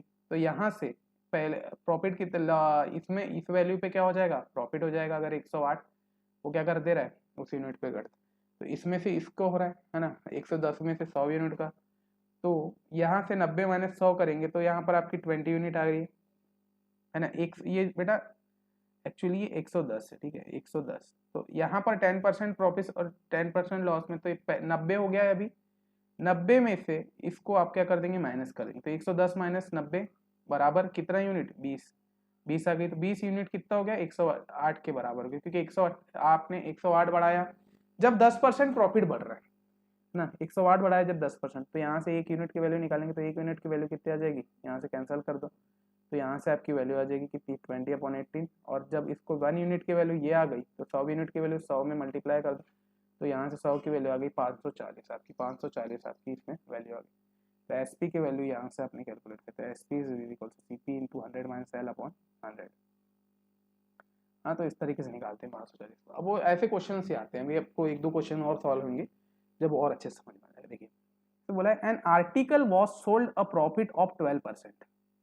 सबसे पहले एक आर्टिकल को 12% प्रॉफिट पे बेचा जा रहा है, ठीक है, बेचा गया था। If the cost price would be 10% and selling price would be 5.75 rupees more. अगर मैं क्या कर रहा हूं, उसकी जो कॉस्ट प्राइस है उसको 10% इंक्रीज कर दूं, है ना, और सेलिंग प्राइस 5.75 रुपए बढ़ा दूं, तो there would be a profit of 30%। तो मेरे को उस केस में कितना का परसेंट का प्रॉफिट हो रहा है, 30% का प्रॉफिट हो रहा है। Then what price it should be sold to make a profit of 20% profit. तो मेरे को क्या प्राइस रखना पड़ेगा बेचने के लिए कि मैं उसका 20% प्रॉफिट कमाऊं, है ना। तो देखते, सबसे पहले मान लेते हैं कि जो सीपी है वो 100 रुपीज है। आपको सीपी हमेशा 100 यूनिट मान के चलना, तो इजी हो जाता है सॉल्व करना। जब 100 यूनिट था तो आपने क्या किया, इसमें 112 यूनिट, इसका क्या हो गया, जब 100 में आपने कितने परसेंट, 12% प्रॉफिट पे इसको बेचा। शुरू में आप 12% प्रॉफिट पे बेच रहे थे, तो 112 रुपए में सेलिंग प्राइस हो रही थी।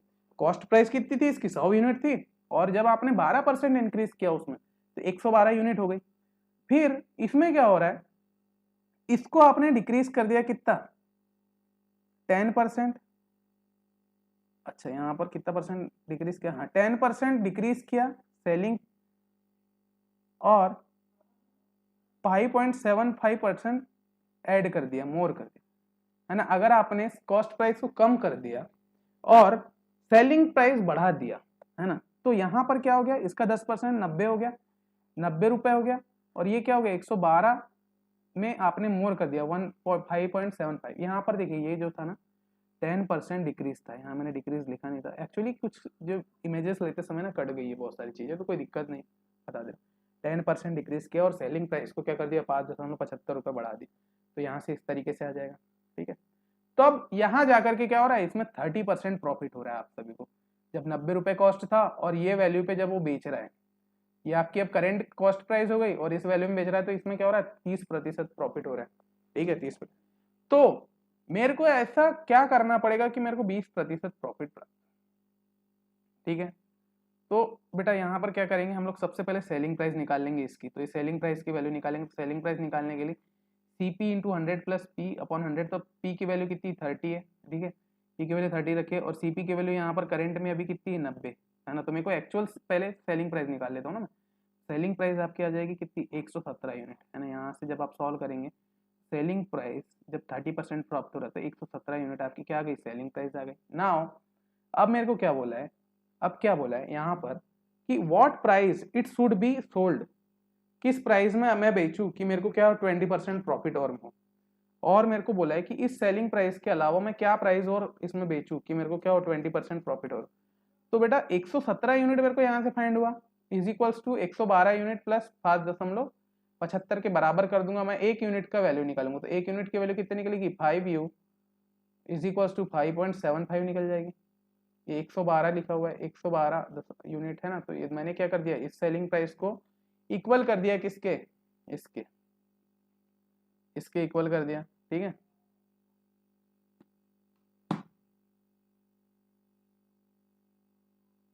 इस वाली वैल्यू के इक्वल कर दिया, इसको जो मेरी करंट में जो सेलिंग प्राइस निकली थी इसको, है ना, दोनों को इक्वल कर दिया। दोनों को इक्वल करने के बाद जो मेरी वैल्यूज आ रही, यूनिट की जो वैल्यू आई है कितनी आई, 1.15 रुपीज़ जो है मेरा एक यूनिट का मान है। मेरे को कितने यूनिट का निकालना है बेटा, 100 यूनिट का, क्योंकि जो मेरी कॉस्ट प्राइस थी 100 यूनिट, तो 100 में अगर मैं 1.15 का मल्टीप्लीकेशन करूँ तो मेरा 115 निकल जाएगा। तो मेरे को अब क्या चाहिए, 20% प्रॉफिट चाहिए। मेरे को पता करना है कि 100 यूनिट के अगर मैं कॉस्ट प्राइस रखता हूँ कितनी, 125 रुपये, और मेरे को निकालना है 20% इंक्रीज हो, तो 115 गुणित 20/100 कर दूंगा मैं यहाँ पे, ठीक है। तो यहाँ से कितना आ जाएगा मेरा 23%। तो बेटा 23 रुपये एक्स्ट्रा, सॉरी यहाँ 23 रुपये ज़्यादा में मेरे को बेचना पड़ेगा। जो मेरा सीपी था, सीपी में अगर मैं 23 रुपये ज़्यादा में बेचूँ, 138 रुपये में अगर मैं बेचता हूँ तो मेरे को 20% का प्रॉफिट होगा। ये यहाँ से इस तरीके से इसको निकालते हैं, ठीक है। एक क्वेश्चन थोड़े लेंदी है, एक दो बार में आते हैं समझ में, ठीक है, तो कोई दिक्कत। देखो क्या हो रहा था क्वेश्चन में, सबसे पहले यहाँ पर क्वेश्चन में बोला था कि एक आर्टिकल था जिसको 10% प्रॉफिट पे बेचा जा रहा था। तो पहले मान लिया कि 100 यूनिट शुरू में उसका कॉस्ट था, तो उसको 112 रुपये में बेचा गया। फिर क्या किया उसने, जो कॉस्ट प्राइस थी उसको 90 कर दिया, 10% का उसमें क्या कर दिया, डिक्रीज कर दिया, है ना, कॉस्ट प्राइस को 10% डिक्रीज कर दिया, और सेलिंग प्राइस में 5.75 रुपये बढ़ा दिया। जो शुरू में था उसमें 5.75 रुपये बढ़ा दिया, तो उसको उस केस में 30% का प्रॉफिट हो रहा है ना, हो रहा है लिखा है, अभी कर नहीं रहा है, वो बेच नहीं रहा है। तो उसको उसकी जो कॉस्ट प्राइस है उसमें वो क्या ऐसा करे, जो उसकी शुरू में जो कॉस्ट प्राइस थी उसमें क्या ऐसा करे कि उसको 20% का प्रॉफिट हो, क्योंकि सेलिंग प्राइस में 20% का प्रॉफिट चाहिए उसको, है ना। वहां पर क्वेश्चन में डायरेक्टली बोला था कि उसकी then what would be the sold mac, है ना, जो पहले जो बेच रहा था उसमें क्या ऐसा करे। तो बेटा आपने 1 बाय 1 पहले सेलिंग प्राइस निकाला, दोनों को इक्वेट कर दिया, है ना, सेलिंग प्राइस से यूनिट की वैल्यू निकाल लिया, यूनिट की वैल्यू निकाल के 100 यूनिट, यहाँ पहले शुरू में क्या थी, 100 यूनिट की वैल्यू निकालना था, तो 100 में आपने वैल्यू पुट कर दिया, वैल्यू पुट करके आपने वैल्यू निकाल लिया, और यहाँ से आपका आंसर कितना गया, 138। तो इस तरीके से बनाते हैं, ठीक है। हेक्टिक नहीं होना है, क्वेश्चन टफ है, I know, because of that ये गेट के क्वेश्चन है, और लेवल में हमेशा अपग्रेड लेके चलता हूँ, आपको पता होगा, क्योंकि क्वेश्चन हमने जितने भी पढ़े हैं इन एप्लीकेशंस, पूरे लेक्चर्स आपके डले में, तो वहाँ पर भी हमने अपग्रेडेशन से ही पढ़ा है ना, कोई भी चीज़ छोड़ा नहीं है, सारी चीज़ों को हमने कवर भी किया, ठीक है। चलो इसमें देखते हैं, a radio dealer sold a radio at a loss of 2.5%। Question पढ़ेंगे, एक रेडियो डीलर क्या कर रहा है, लॉस में बेच रहा है, 2.5% लॉस में बेच रहा है। Had he sold it for 100 मोर, अगर वो जो उस कॉस्ट है, अगर उसमें 100 रुपये बढ़ा दे, उसकी जो कॉस्ट है उसमें 100 रुपये बढ़ा देता है, जो अभी बेच रहा है, जिस प्राइस में बेच रहा है, लॉस में बेच रहा है ना अभी, और उसमें अगर वो सेलिंग प्राइस में 100 रुपये बढ़ा देता है, तो he would have earn a profit of 7.5%। अगर बढ़ा देता है ना बेटा, तो 7.5% प्रॉफिट ज्यादा वो कमाएगा। Then at what price it should be sold to make a profit of 12.5। Same पुराना क्वेश्चन, पिछला क्वेश्चन जैसा था वैसा ही क्वेश्चन, ठीक है। तो इसमें क्या है, मान लो जो सीपी दिया हुआ है, CP is the cost price, 100 unit था बेटा, उसको उसने क्या किया, पहले 2.5% लॉस में बेच रहा है, तो 97.5% इसमें क्या हो रहा है, लॉस हो रहा है, ठीक है। उसने क्या किया, 100 रुपये ज्यादा बना दिया, 100 रुपये ज्यादा में बेच दिया, तो उसको क्या हो गया, 107 रुपये, 107 ही वो हो गया, है ना, क्योंकि भाई इसमें 100 का वो कर देंगे, है ना। तो ये 100 रुपये उसको ज्यादा में बेच रहा है, तो उसको 100 रुपये ज्यादा में बेच रहा है, तो बेटा उसको 7.5% का क्या हो रहा है, प्रॉफिट हो रहा है, 7.5% का प्रॉफिट हो रहा है। तो इसमें अगर मैं 100 जोड़ दूँ, 7.5 प्लस ये, इसमें अगर मैं परसेंटेज की वैल्यू निकालता हूँ, मेरा कितना हो जाएगा, 107.5 यूनिट हो जाएगा। इसका 100 का अगर मैं 7.5% निकालता हूँ, है ना, तो 7.5% अगर मैं निकालूँ प्रॉफिट में, तो इसकी वैल्यू कितनी हो जाएगी, 107.5 यूनिट हो जाएगी, राइट। तो यहाँ से अगर मैं निकालूँ 10 यूनिट की वैल्यू, 10 यूनिट की अगर मैं वैल्यू निकालूँ तो 100 है ना, 10 यूनिट की वैल्यू कितनी है, 100, क्योंकि क्या हो रहा है, अब मैं ये दोनों की वैल्यू निकाल दूंगा, ठीक है। इसमें से जो मेरा यानी क्या हो रहा है, प्रॉफिट पे जितना वैल्यू आ रहा है उसको मैं लॉस से घटा दूंगा, है ना। तो मेरी ये दोनों में से मैं क्या यूनिट कैलकुलेट कर लूंगा, तो बेटा 107.5 माइनस 97.5 हो जाता है, ठीक है, सेलिंग प्राइस में से। तो यहाँ से 10 यूनिट बराबर मेरा 100 आ जाएगा, ये 100 के बराबर है ना। 100 रुपये ज़्यादा अगर मैं कर रहा हूँ जब ये चीज़ें हो रही है, 100 रुपये ज़्यादा, तो 1 यूनिट की वैल्यू मेरी आ गई 10, है। अब ये जो 1 यूनिट की वैल्यू आ गई, जो पहले सीपी थी क्या 100 यूनिट, 100 यूनिट में मैं इसमें टोटल सीपी निकालूंगा कि कॉस्ट, एक्चुअली सीपी कॉस्ट क्या है। तो बेटा सीपी का कॉस्ट आ गया 1000 रुपये। अब 1000 रुपये में अगर मेरे को क्या करना है, 12.5% का प्रॉफिट लेना है, तो मैं कितने में बेचूंगा, तो इसका 12.5 कर लो, 12.5 ऐड कर दो, तो यहाँ से आपकी वैल्यू आ जाएगी 11.25। इतने रुपए में बेचोगे जब आपको 12.5 रुपए का प्रॉफिट होगा। तो 12.5 की प्रॉफिट के लिए हमको इस तरीके से मेथड होती है ना। ये मेथड बहुत इजी मेथड है कि पहले आपको देखो क्या हो रहा था, 2.5 पे लॉस में बेच रहा था तो ये वैल्यू थी, फिर उसमें 100 रुपए ज्यादा अगर कर रहा है तो ये वैल्यू आ जा रही है ना। अगर वो 100 रुपए ज्यादा में बेच रहा है तो उसकी सेलिंग प्राइस को हमको इतना करना पड़ेगा, तो दोनों का डिफरेंस ले लो, कितना उसमें जोड़ रहे हो, कितना ऐड कर रहे हो, 100 रुपए ऐड कर रहे हो, उसके बराबर कर दो, यूनिट का 1 यूनिट का वैल्यू निकल जाएगा, 1 यूनिट का वैल्यू को आपने वहां कैलकुलेट करके लिख देना है, तो आपकी वैल्यू निकल जाएगी। बहुत ईजी है, बहुत ज्यादा ईजी, यानी ये जो चैप्टर है मोर बहुत ज्यादा ही ईजी अगर बोला जाए, है ना, मोर ईजी। यहाँ से देखते हैं next one, how much percent about the cost price should a shopkeeper mark his good in order to earn a profit of 32%, ठीक है। how much percent above the cost price a shopkeeper marks his goods in order to earn a profit of 32% after allowing a discount of 12% on the marked price, ठीक है। जो marked price है उसमें 12% का discount करने पर वो 32% profit होना चाहिए उसको, तो ऐसा कैसे होगा देखते हैं। मानते हैं जो सीपी दिया बेटा हमको 100 यूनिट, सीपी को ऑलवेज 100 यूनिट माना, तो आपको इजीली सॉल्व हो जाए। तो इसमें देखो क्या अलाउ करेंगे, 32% प्रॉफिट प्राप्त हो, तो बेटा यहाँ से अगर 32% प्रॉफिट हो रहा है तो यहाँ से मेरी ये 132 ही हो जाएगा, ये है ना। 100 में 32% प्रॉफिट अगर हो रहा है तो सेलिंग प्राइस कितनी होना चाहिए मेरी, अगर 32%, यहाँ क्वेश्चन में दिया है कि अगर मेरे को सेलिंग प्राइस में 132 रुपए कर दूं तो सीपी से 32% मेरा प्रॉफिट हो रहा है मेरे को, तब मेरे को क्या करना है, कितने परसेंट का मैं इसमें इंक्रीमेंट करूंगा एमआरपी में, कि उसमें जो है 32% का मेरा डिस्काउंट वो भी हो जाए, प्रॉफिट भी हो जाए, 12% का उसमें मैं डिस्काउंट करके उसको बेच भी रहा हूँ। तो यहाँ पर मेरे को निकालना, तो मेरे को क्या निकालना है, एमपी के रिस्पेक्ट में वैल्यू निकालना है ना, मार्क्ड प्राइस की वैल्यू। तो SP is equals to marked price into 100 minus D upon 100। तो यहाँ से एसपी की वैल्यू कितनी निकली बेटा मेरी 132, राइट। एमपी की वैल्यू कैलकुलेट करना है मेरे को, मार्क्ड प्राइस की वैल्यू कैलकुलेट करना है कि डिस्काउंट करने पर 132 आ रहा है, लेकिन मेरे को अभी ये वैल्यू पता नहीं है मार्क्ड प्राइस कितना होगा। तो इसके लिए ये फॉर्मूला हम लोग नोन है, ये फॉर्मूला मैंने बताया था कि अब इसमें एसपी कैलकुलेट करो या एमपी मार्क्ड प्राइस कैलकुलेट करो, बात तो एक ही है ना। ओके, बात तो इसमें एक ही हो रही है। चलो इसको कैलकुलेट करेंगे तो 132 यूनिट ये हो गया, एमपी 100 माइनस 12 अपॉन 100 हो गया, राइट। तो यहाँ से जैसे ही मैं इसको कैलकुलेशन करता हूँ, आफ्टर द कैलकुलेशन सॉल्व, तो एमपी की वैल्यू कितनी आ गई, 150 आ गई, 150 आ गई, है ना, 150। और सीपी कितना है इसमें, 100 यूनिट था, सीपी जो है 100 यूनिट माने थे हमने, और इसमें कितना आ रहा है 150 आ रहा है, तो कितने का प्रॉफिट, 50 रुपये जो है ज़्यादा पहले ही मार्क्ड प्राइस में कमा रहा है।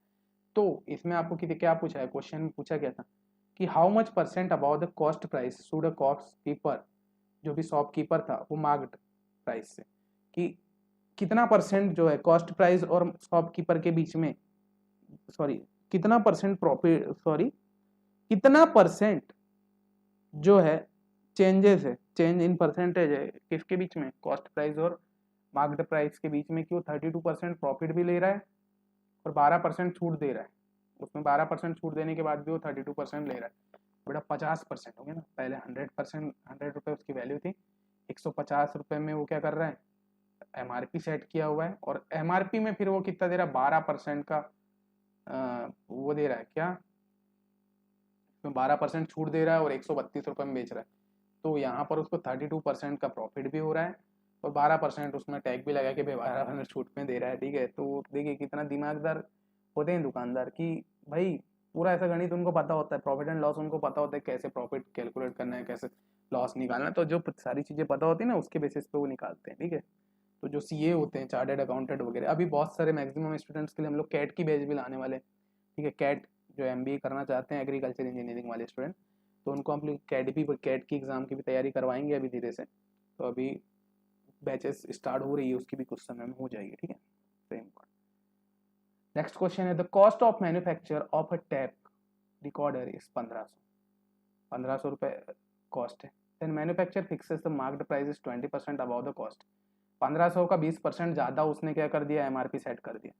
Allow a discount in such a way to get a profit of 8%। 8% discount होना चाहिए, है ना। 8% प्रॉफिट ले रहा है डिस्काउंट करने पर, रेट ऑफ डिस्काउंट पता करना है। देखो सबसे पहले हमको एक सीपी दिया हुआ है, उसमें मैंने 20% ज़्यादा पर मैंने एमआरपी सेट किया हुआ है, ठीक है।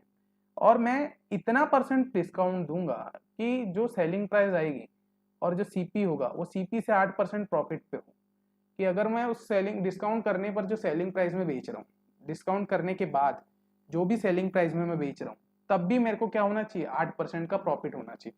तो मेरे को डिस्काउंट परसेंट निकालना है। तो with the help of the profit हम लोग we will using the both फॉर्मूले। सबसे पहले मैं यहाँ से क्या निकाल लूंगा, सेलिंग प्राइस निकाल लूंगा, उसके बाद मैं यहाँ पर एमपी के वैल्यू निकाल लूंगा, ठीक है।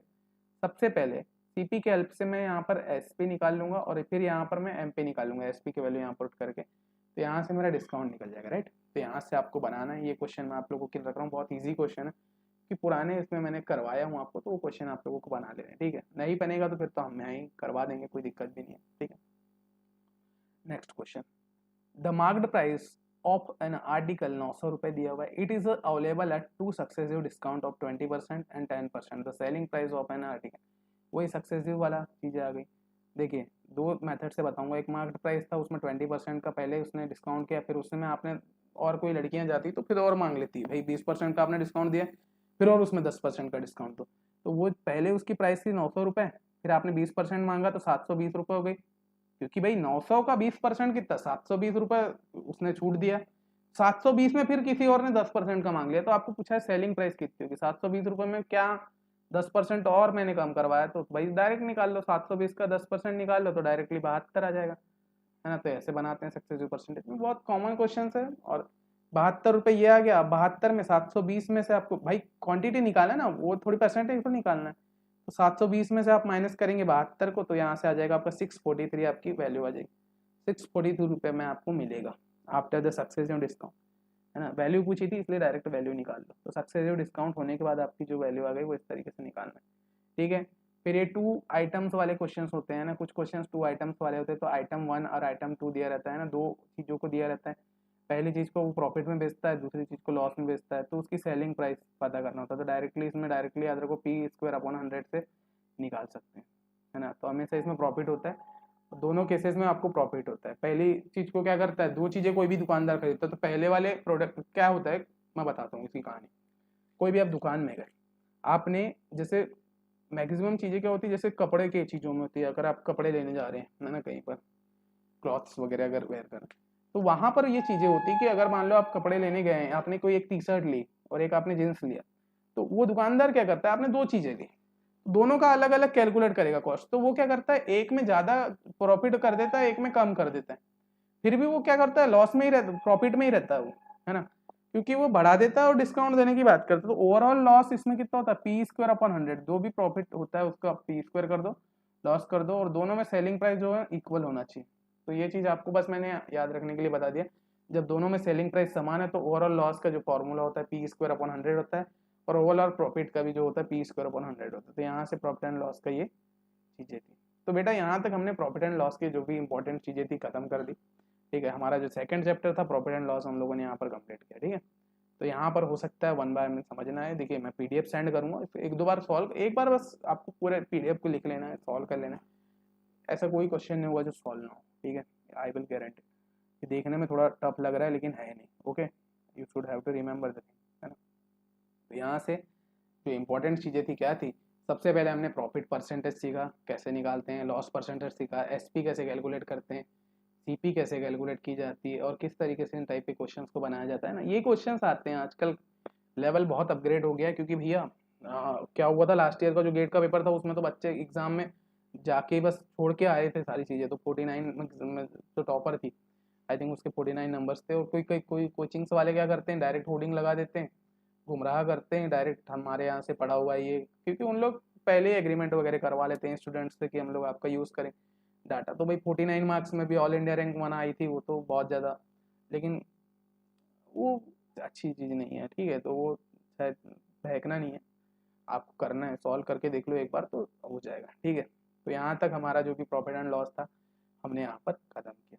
नाउ अब नेक्स्ट चैप्टर हम लोग जो पढ़ने वाले हैं वो है बेटा हमारा टाइम एंड वर्क। अब हम लोग जो नेक्स्ट चैप्टर पढ़ेंगे वो हमारा है टाइम एंड वर्क, और अब हम लोग इसको स्टार्ट करते हैं। अब टाइम एंड वर्क को हम लोग बहुत डीप में पढ़ेंगे और बहुत अच्छे शानदार तरीके से इसको हम लोग कंप्लीट करने वाले हैं, ठीक है। तो पढ़ते हैं, टेंशन नहीं लेना, ठीक है।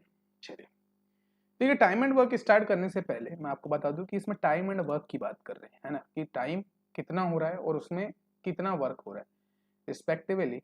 जितना भी टाइम आपका यूज हो रहा है उसमें आपका वर्क कितना हो रहा है। भाई किसी की वर्क को करने के लिए जितना टाइम यूज होता है उसी के बेसिस पे हम लोग इस चैप्टर का नाम रखा गया टाइम भी और वर्क के। तो उसी को सीखेंगे कैसे निकालते हैं। तो बेटा हमारा जो मेन पर्पस होता है वर्क डन फाइंड करना होता है, कि उसमें कितना काम हो रहा है और कितने समय में हो रहा है, हम लोग को इस चैप्टर की मदद से फाइंड करना होता है। तो इस चैप्टर बहुत ज़्यादा इजी चैप्टर है, बहुत ही ज़्यादा इजी अगर बोला जाए तो, और सिर्फ फॉर्मूला बेस्ड है, ज़्यादा उसमें झंझट की जरूरत नहीं है। देखिए इसमें क्या होता है कि कोई भी एक व्यक्ति होता है जिसको हम लोग मानते हैं ए, कोई एक व्यक्ति है, कोई एक व्यक्ति है, जिसमें हम लोग क्या निकालते हैं, इसका पर डे का वर्क निकालते हैं और इस व्यक्ति की एफिशिएंसी निकालते हैं। सबसे पहले जो कॉन्सेप्ट है इसका, कि जो भी व्यक्ति दिया है ना, कोई एक व्यक्ति दिया रहता है क्वेश्चन में, उसमें हम सबसे पहले उसका पर डे का कितना वो वर्क कर रहा है वो निकालते हैं, और उसमें जो उसकी एफिशिएंसी है, कितनी उसकी क्षमता है उस काम को करने की, वो हम लोग उसमें पहले फाइंड करते हैं। ये दूसरी चीज कि वो उस काम को, जो भी एक वर्क हम लोग देते हैं उसको वो कितने दिन में पूरा करता है, वो उसका नंबर्स ऑफ डेज में हम लोग कैलकुलेट करते हैं। तो दो चीजें कैलकुलेट होती है, एक पर डे वर्क, दूसरा आपका नंबर्स ऑफ डेज, है ना, दो चीजें इसमें कैलकुलेट होती है। अगर मान लो कि कोई एक व्यक्ति ए है, वो 2 यूनिट उसकी एक दिन की क्षमता है ना, वो 2 यूनिट काम करता है एक दिन में, है ना, 2 यूनिट काम कर लेता है एक दिन में, उसकी क्या निकल गई, ये एफिशिएंसी। और वो उस काम को कितने दिन में करता है, 20 दिन में कंप्लीट करता है। तो अगर मैं इसमें टोटल वर्क फाइंड करूं तो वर्क बराबर क्या होता है, जो हमने यहाँ डायरेक्टली फॉर्मूला लिखा था, ए इंटू एन, इतना वो एक दिन में काम कर पा रहा है, और वो कितने दिन तक वो काम कर रहा है, एक दिन में कितना काम कर रहा है बेटा, 2, कितने दिन तक कर रहा है, 20 दिन तक कर रहा है। तो डायरेक्टली यहाँ पे मल्टीप्लीकेशन करके 40 आ गया, तो 40 यूनिट आपका यहाँ से आंसर है। तो टोटल वर्क कितना आ गया, total work is equal to 2 into 20, तो यहाँ से आपका 40 यूनिट क्या होगा, इसका आंसर होगा।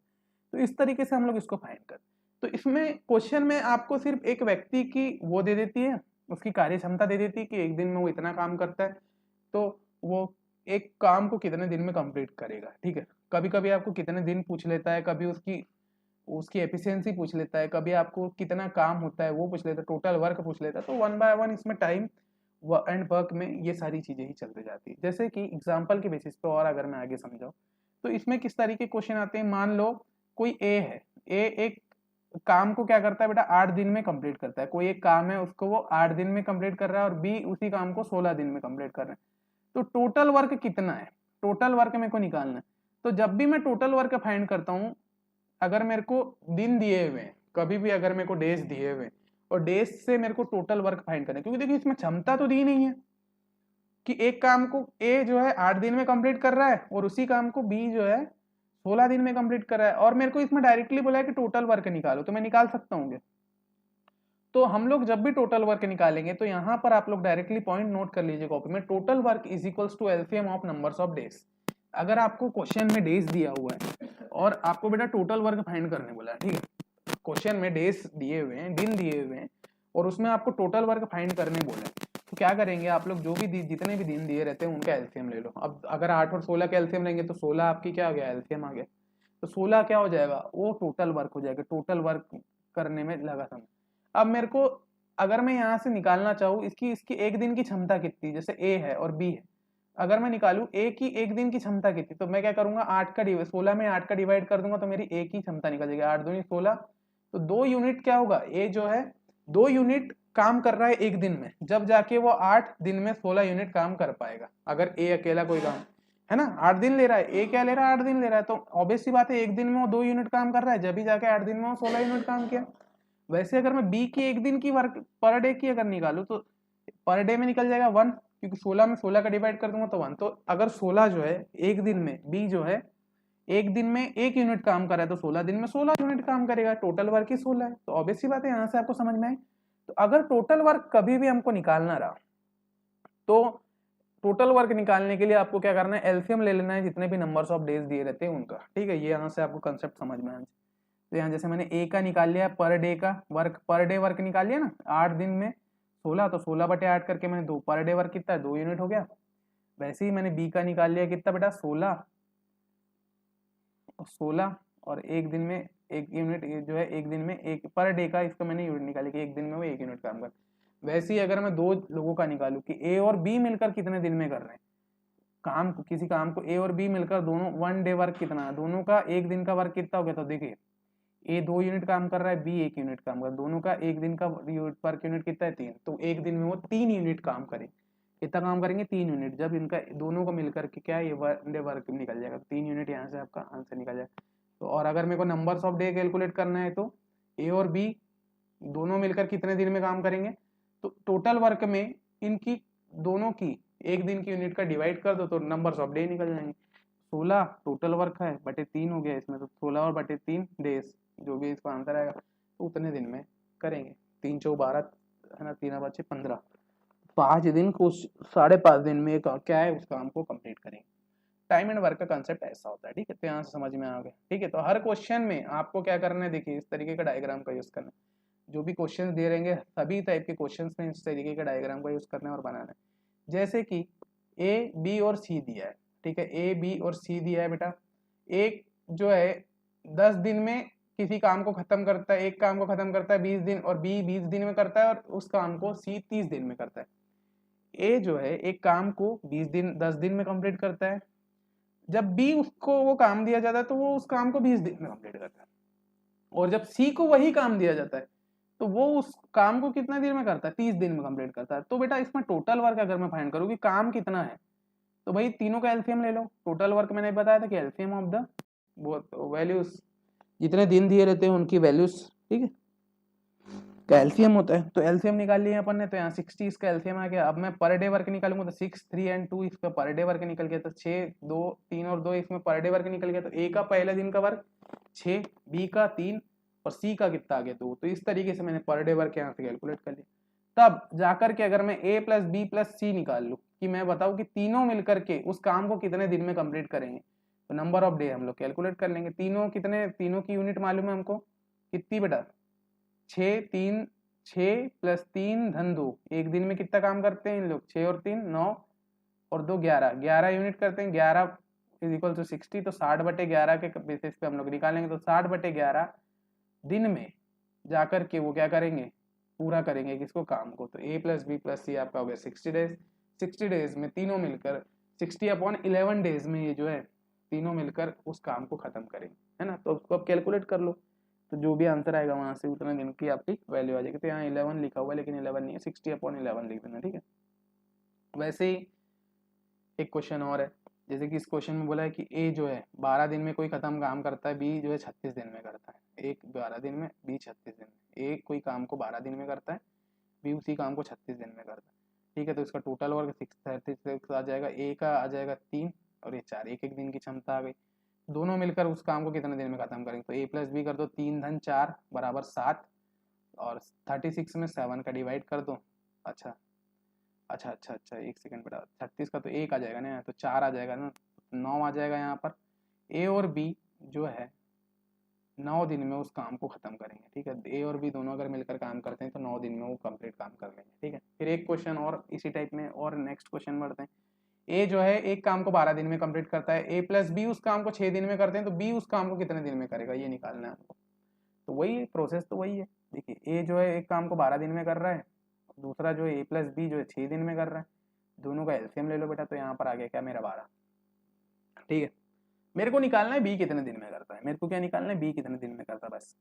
देखिए ए एक दिन में कितना काम करता है अगर मैं ये निकाल लूँ, ए जो है एक दिन में कितना काम करता है अगर मैं ये निकाल लूँ और ए प्लस बी की जगह मैं वहां पर वैल्यू पुट कर दूं तो मेरा तो आंसर निकल जाएगा ना, ठीक है। तो ए जो है 12, इसका एलसीएम 12 आ जाएगा, दोनों को निकालेंगे तो 1 और 2 आ गया, ठीक है, 1 और 2 आ गया। तो मेरा और ए प्लस बी की वैल्यू होगी। तो ए जो ए की कितना वैल्यू आ गया, ए जो है 1 यूनिट काम कर रहा है एक दिन में, और ए प्लस बी जो है 2 यूनिट काम कर रहे हैं एक दिन में, ठीक है।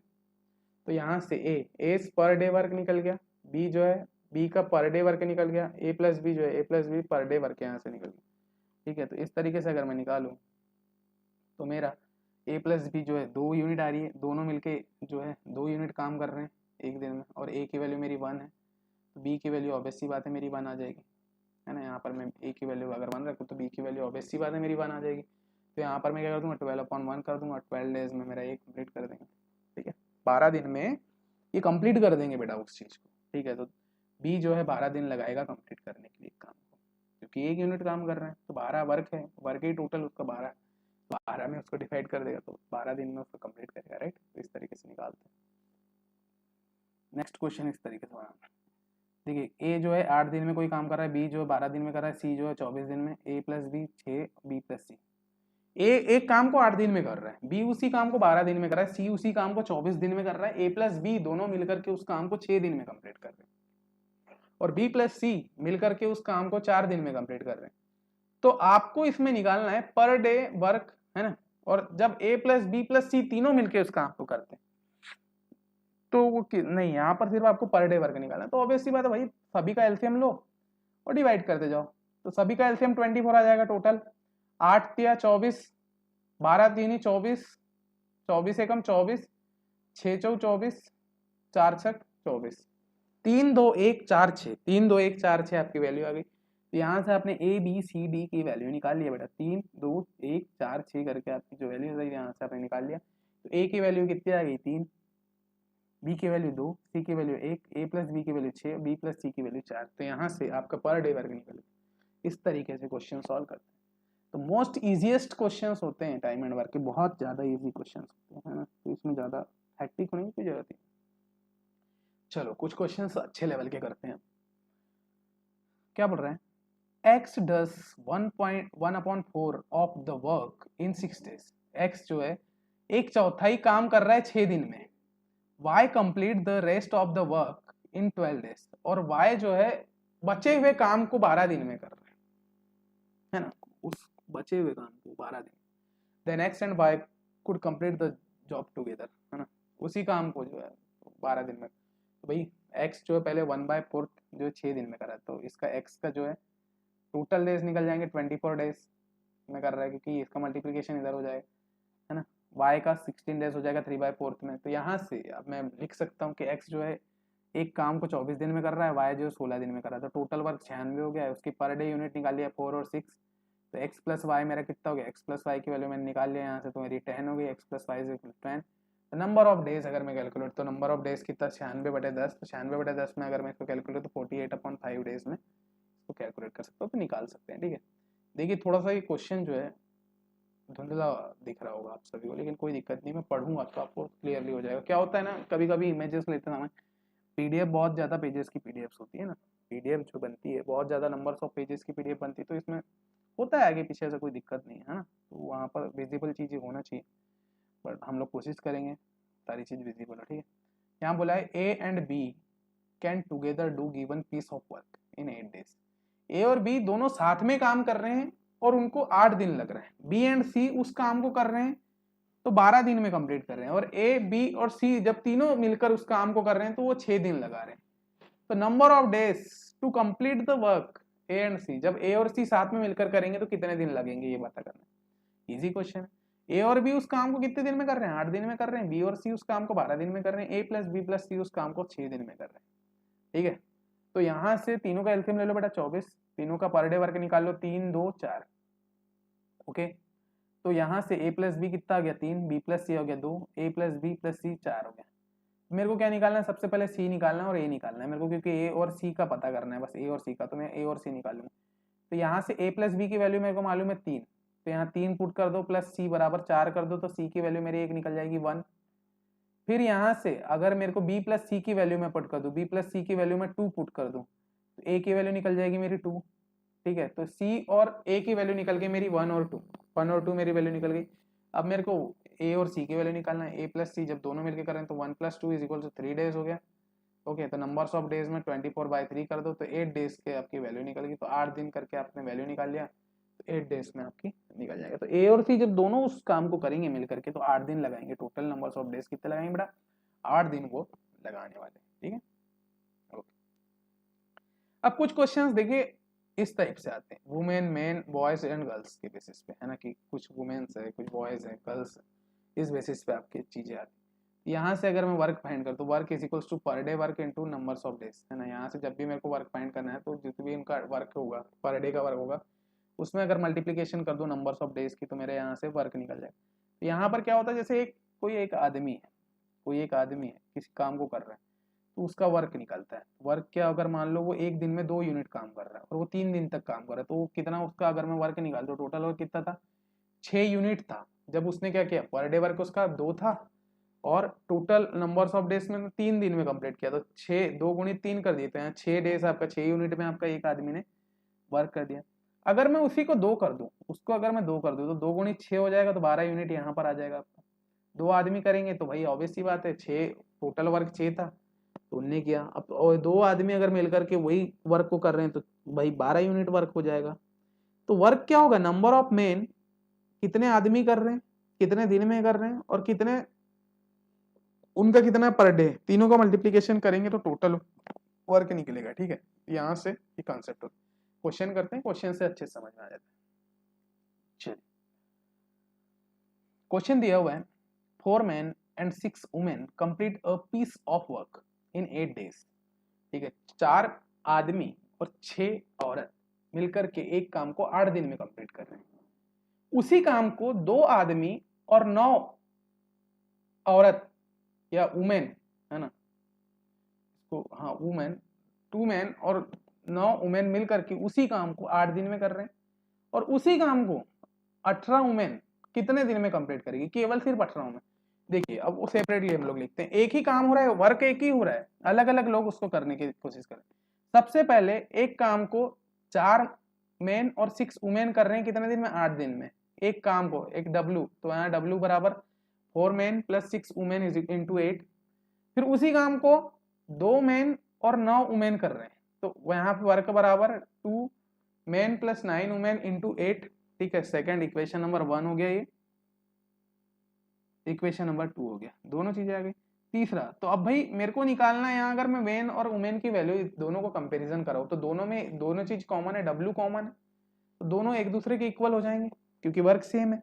तो 4m प्लस 6w इंटू 8 बराबर 2m प्लस 9w इंटू 8 कर दूंगा मैं, तो 4m plus 6w is equal to 2m plus 9w हो जाएगा, राइट।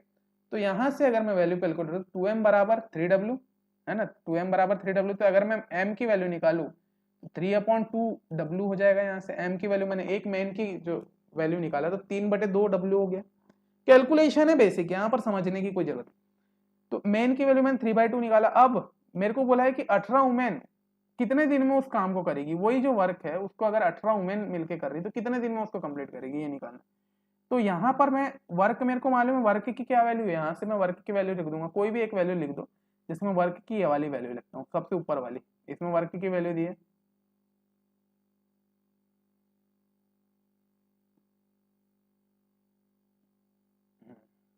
इसमें आपको वर्क की वैल्यू दी हुई है ना, 4m प्लस 6w इंटू 8 दिए हुए। तो यहाँ पर वर्क की वैल्यू दी है तो यहाँ पर पुट कर दो, ठीक है, राइट। यहाँ पर पुट कर दो, यहाँ से आप वैल्यूज पुट कर दीजिए, और यहाँ पुट किया आपने। फिर आपने m की वैल्यू, यहाँ से जो आपने m की वैल्यू निकाला था, m की वैल्यू पुट कर दो 3/2 इंटू w, है ना। 18 वुमेन की कितने डेज में करेगी, 16/3 डेज में ये कंप्लीट कर लेगी। तो यहाँ से इस तरीके से हम लोग निकाल लेते। तो ये होता है method to find the question and solve the answer. Okay, कि किस क्वेश्चन को कैसे सॉल्व करते हैं, वो ये मेथड होती है, ठीक है। तो इस तरीके से हम लोग सॉल्व करते हैं बेटा, राइट। तो इस तरीके से सॉल्व करके हम लोग जो है बना लेते हैं। ओके ओके, चलिए नेक्स्ट देखते हैं। नेक्स्ट बोला है 15 man can complete a piece of work. किसी एक काम को क्या कर रहे हैं 15 आदमी 20 दिन में कंप्लीट कर रहे हैं। However 24 women can complete a piece of work in 20 days. और उसी काम को बेटा जो है 24 वुमेन मिलकर के कर रहे हैं कितने दिन में, 20 दिन में। The number of days in which the 10 men and 8 women will complete the work।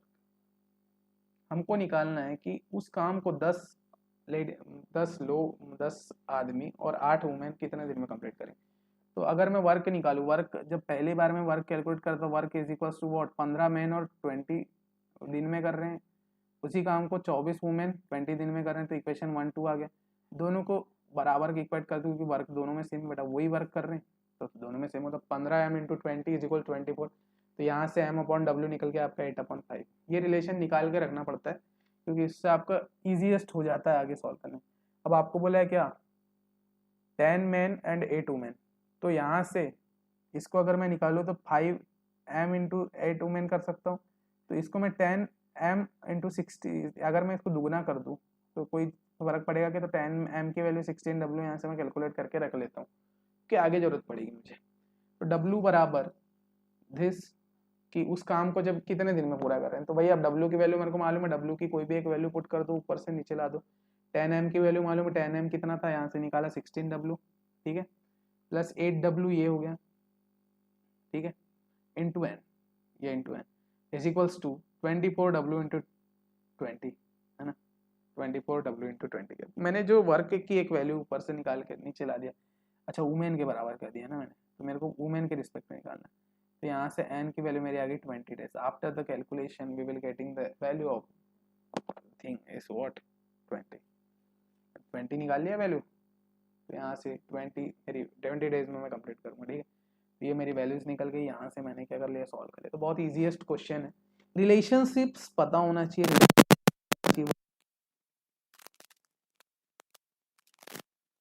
Type के क्वेश्चंस इसमें सॉल्व होते हैं, ये चीज़ आपको रिमेंबर रखना है, ओके।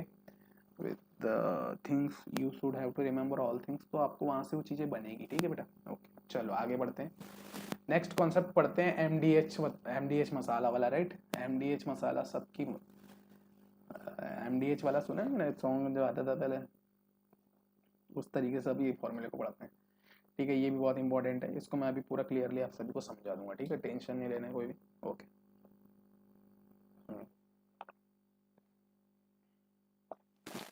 देखिए यहाँ पर m1 d1 h1 upon w1, m2 d2 h2 upon w2, ये एक फॉर्मूला है, इसके बेसिस पे हमको सॉल्व करना होता है। ये जो क्वेश्चन है, ये मेन डेज कि अगर कोई व्यक्ति दिया हुआ है, मेन की वैल्यू दी है, कितने आदमी है, कितने दिन में कर रहा है, कितने घंटे में कर रहा है, या कितने टोटल वर्क कितना है, ये अगर चारों चीज उसमें मिक्सअप है तो उसको किस तरीके से फाइंड करते हैं वो निकालते हैं।